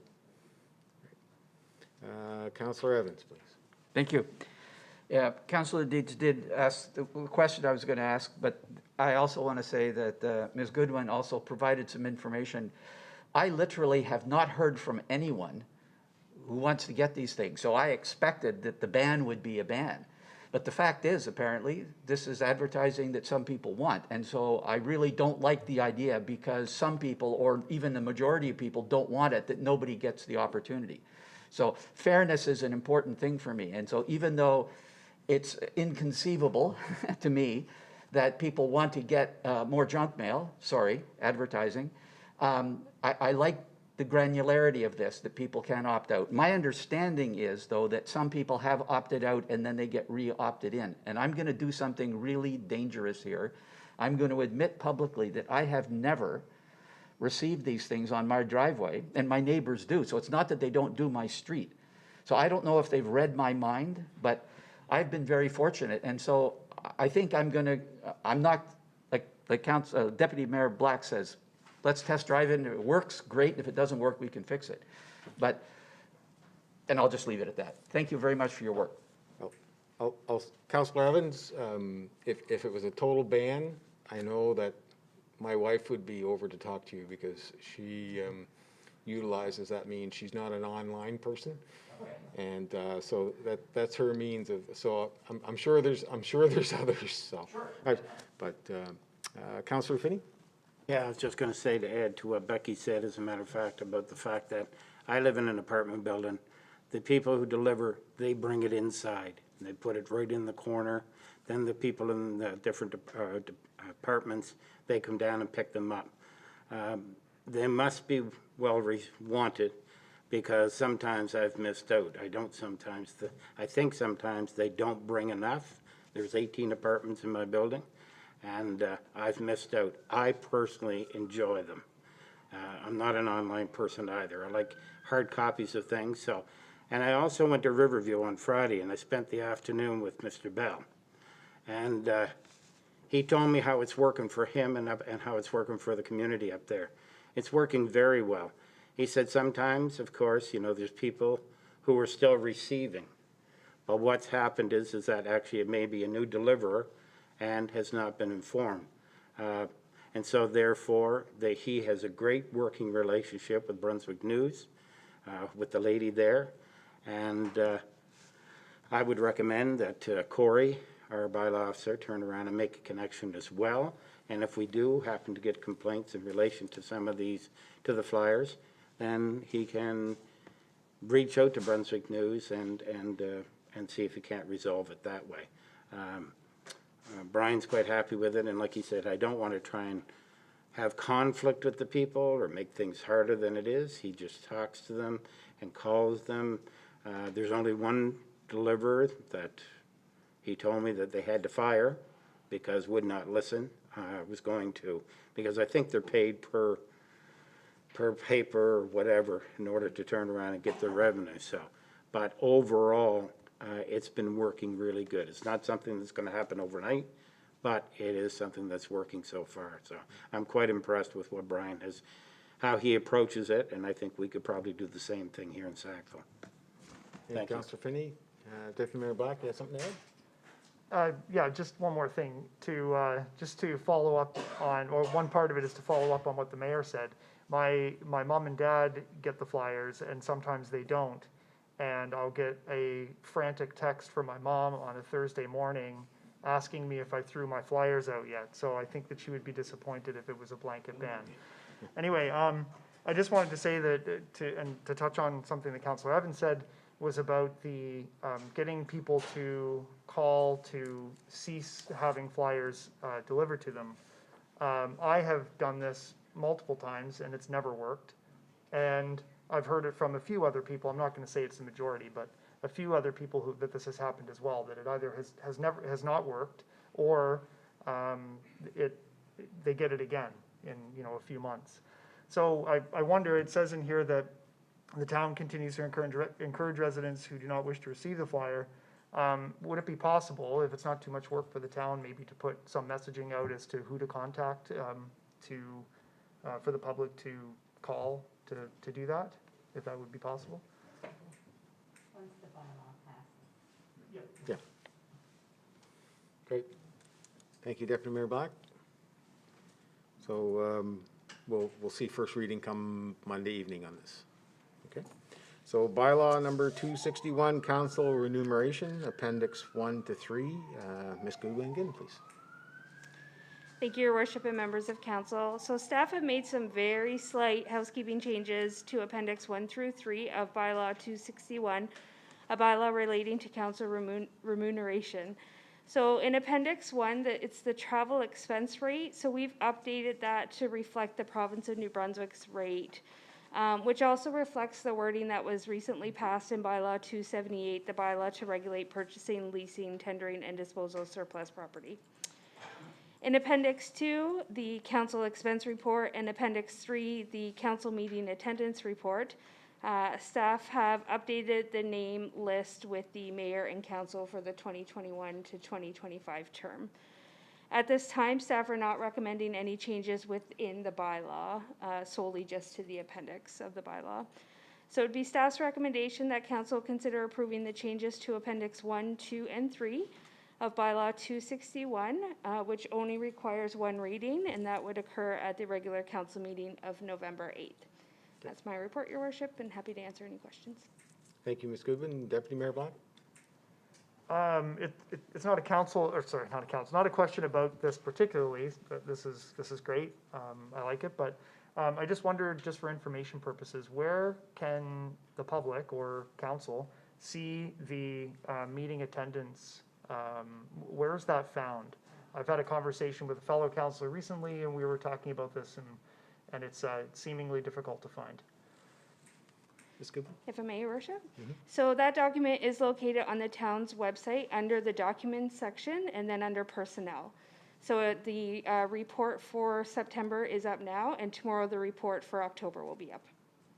Thank you. You're welcome. Thank you. Councillor Evans? Thank you, and thank you to Deputy Mayor Black for asking that question. I just want to say how delighted I am. First of all, I do have a question. You said something and I just didn't hear it. Why will this change to a bylaw only require one reading? And then I do have a comment, but. Okay. Ms. Goodwin? If I may, Your Worship. So this change is only to the appendix within the bylaw and not the actual bylaw, so it only requires one reading. Yep. Thank you for that, and that makes sense. And that's why we put things in appendices, so that we don't have to have 3 readings. So I should have figured it out.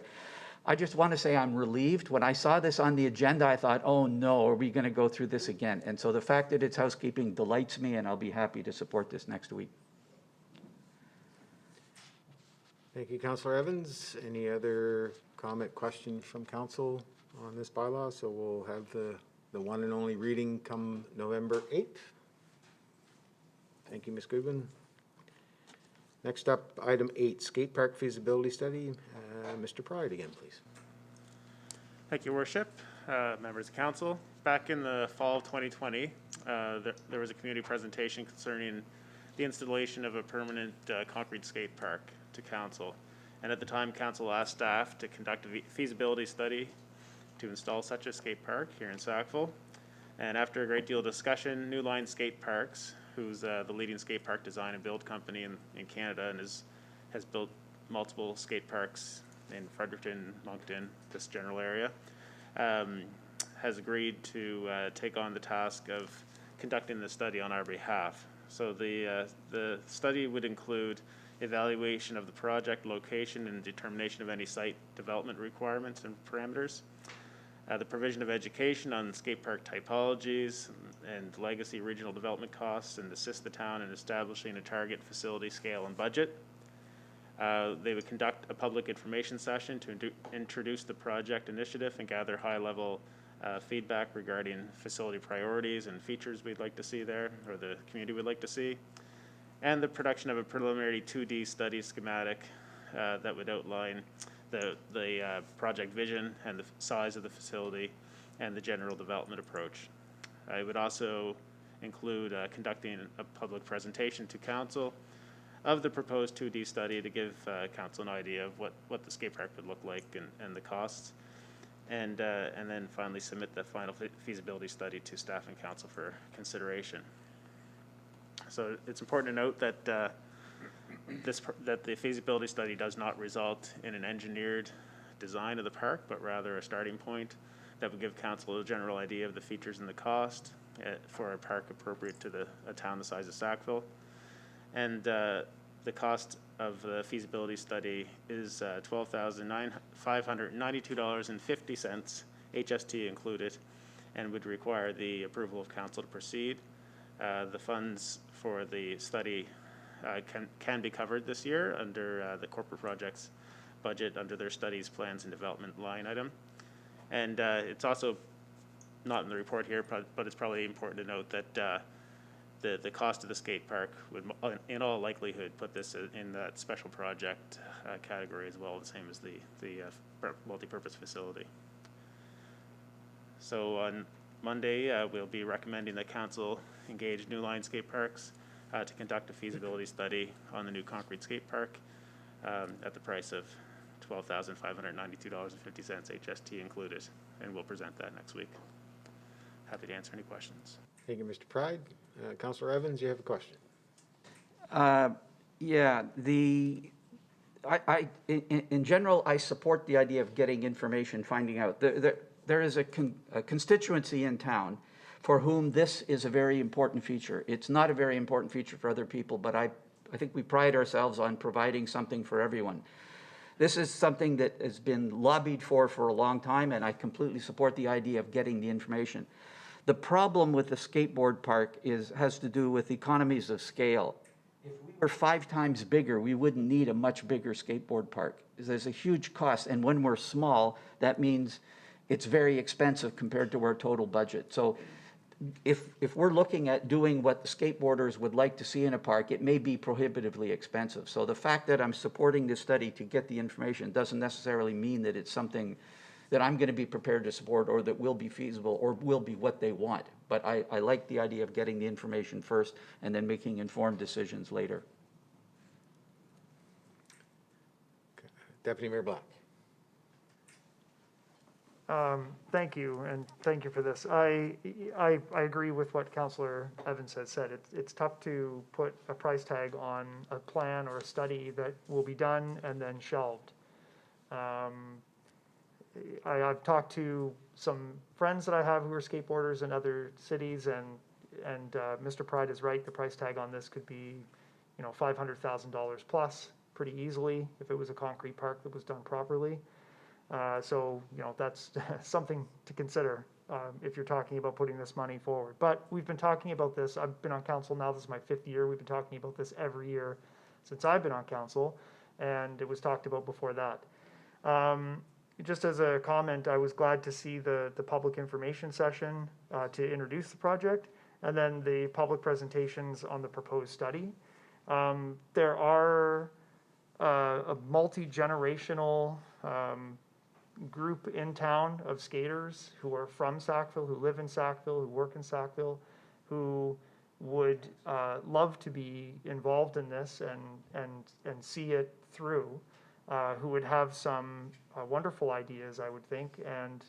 And I've talked to one of them, this young guy who goes to Mount Allison, who's from town, who has taken it upon himself to do some small funding for skateboarding just in town on his own. So, it would be interesting to see how this plays out from a town perspective with the citizens as a sort of grassroots type of thing. But anyway, thank you for this. Councillor Finney? I was going to say, as a matter of fact, when Amherst first opened theirs, as a matter of fact, a lot of people from Sackville did not like what we had provided. So they started going over there. They were quite impressed with it. And so I'm going to recommend that actually you reach out to Amherst, find out exactly how they went about it, what groups were involved in actually getting the money. I did know the groups at one time. I'm afraid I've forgotten it.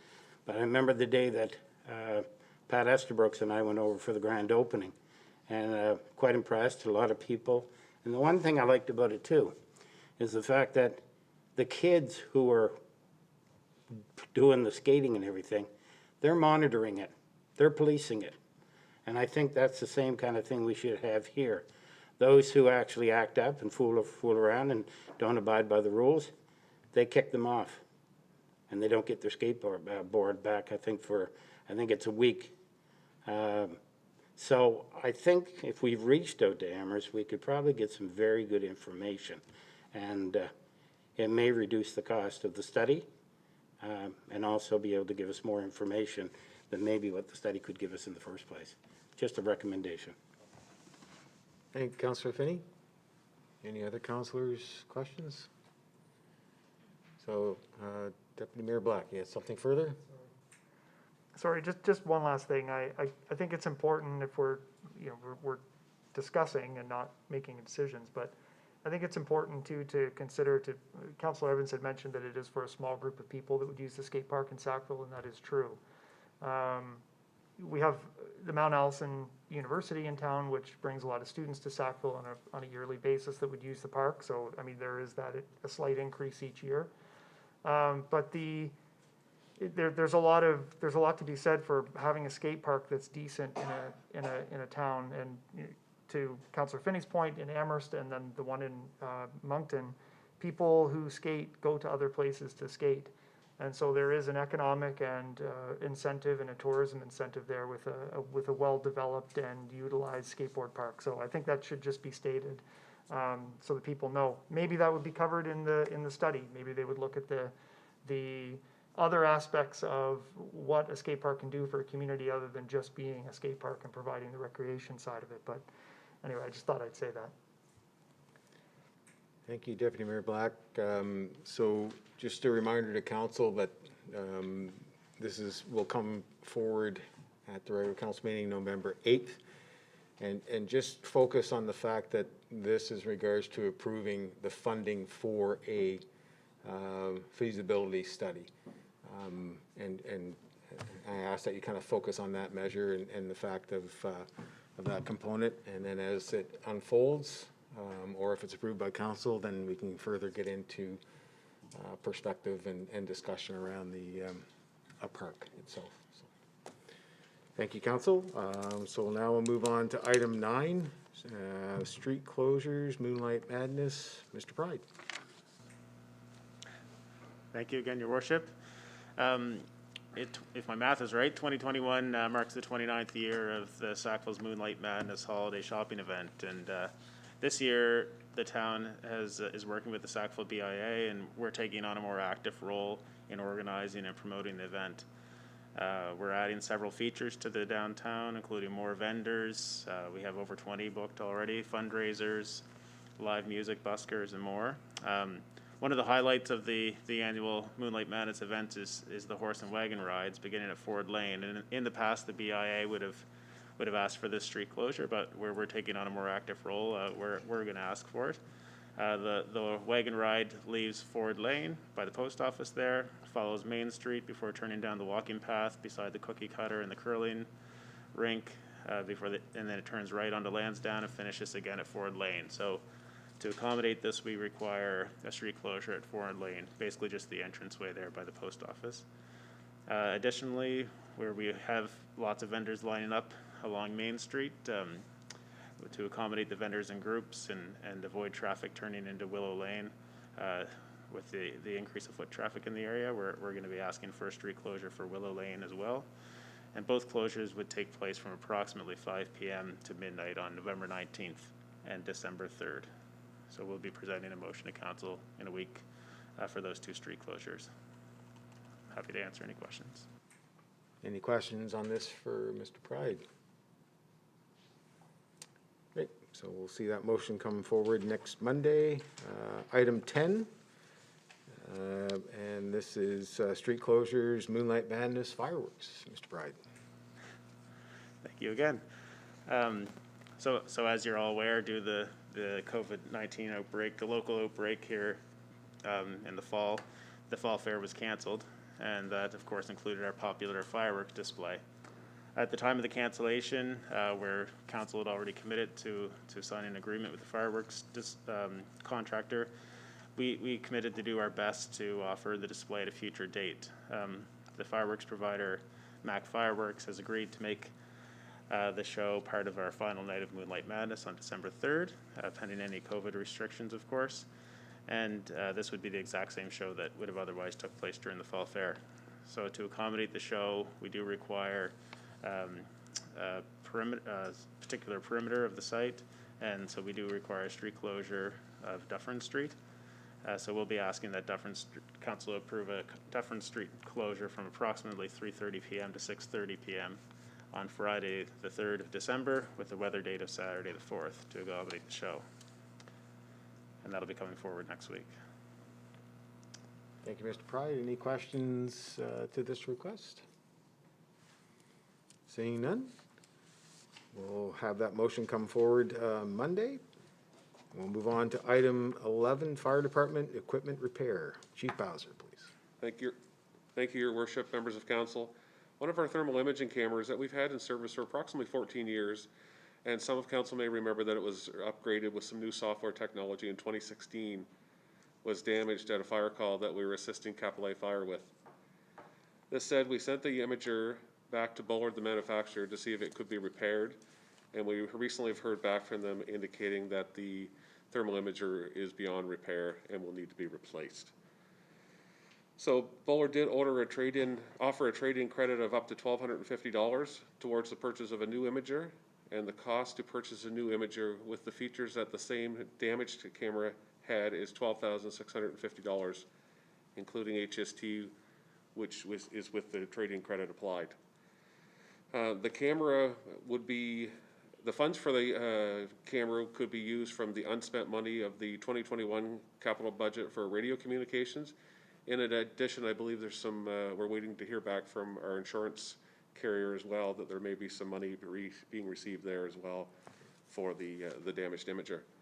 So it'll be our recommendation that we look to purchase one new imager from Bullard to replace the exact same camera that was damaged while assisting Capelay Fire. Any questions from council to Chief Bowser? Councillor Finney. Craig, can you tell me what's the lifespan on one of those imagers? Lifespan is, Your Worship, if I may? Thank you, Councillor Finney. The lifespan is depending on the type and use, but we've had good luck with this camera so far, so probably 15 to 18 years, but I will note this camera was updated to bring current software back in 2016, so about 5 years ago. Councillor Finney? And I like the idea of replacing it with a new one, because actually it's reached its lifespan anyway. So to fix something, what else might break that might not show up right at the present time? So buying a new one and paying the price we're paying, I think is a good idea. Thank you. Thank you, Councillor Finney. Any other questions for Chief Bowser? Hearing none, there will be a motion coming forward to council for deliberation on Monday.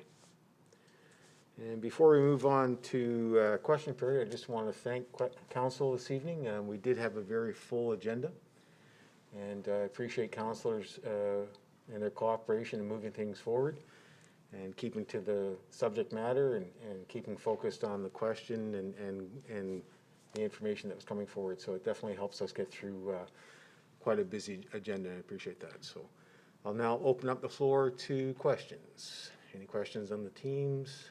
Nope, nothing there. See Mr. Wark approaching the podium here. So Mr. Wark. Thank you. I just want to check to see whether in that bylaw on council remuneration, whether there's any change in the allowances and salaries or honorarium. Nothing.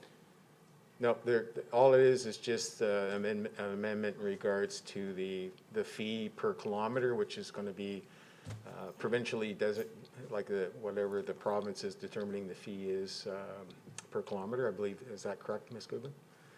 And then the other changes is just the change in the members' names who currently sit on council and et cetera in regards to the reporting aspect. So, yeah. So just to be clear, the figures we see here are the figures for the current pay for council and the mayor.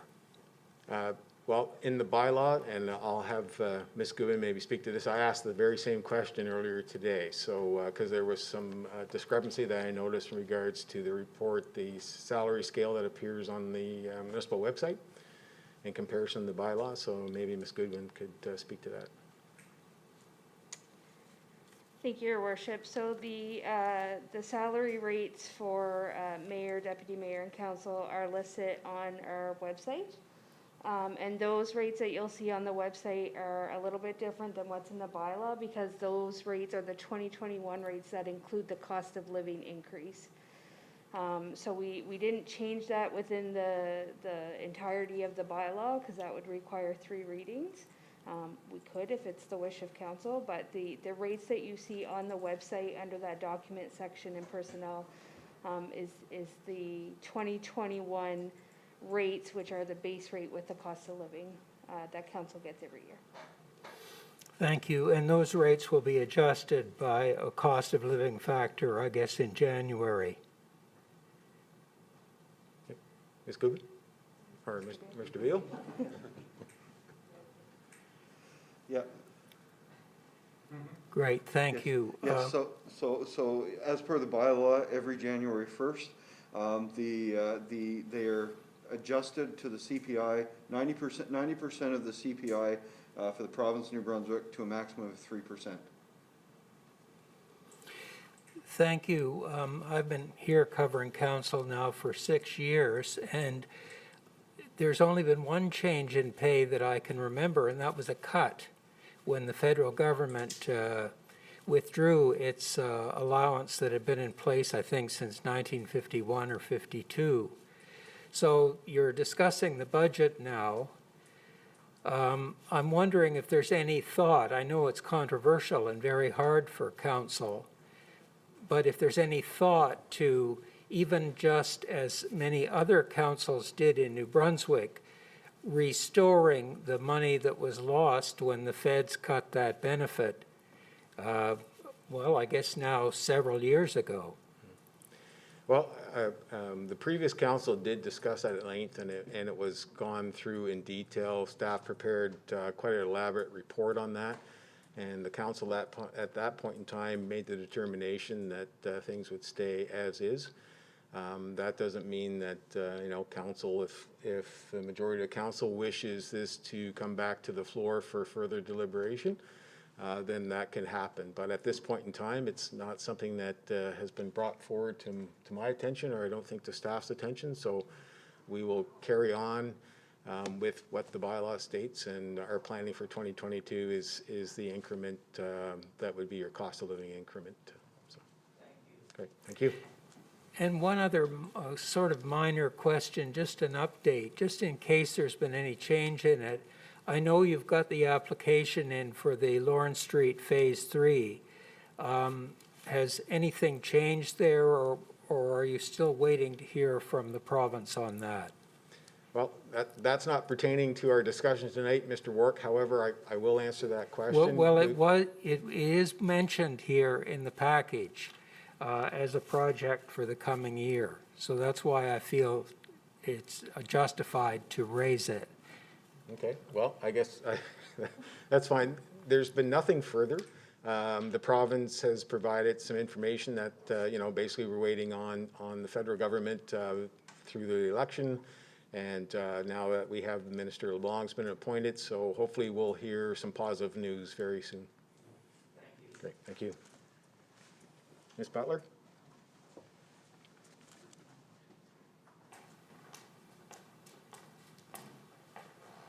Hi there. I just had a couple questions regarding the multi-use building, or the multi-purpose building. I was wondering if before the pandemic, had there been a call for more indoor rec space? Was there like a assessment of that need before the pandemic? I know we mentioned that the pandemic sort of brought on this call for indoor rec space, but just wondering what the situation was before. Mr. Pride?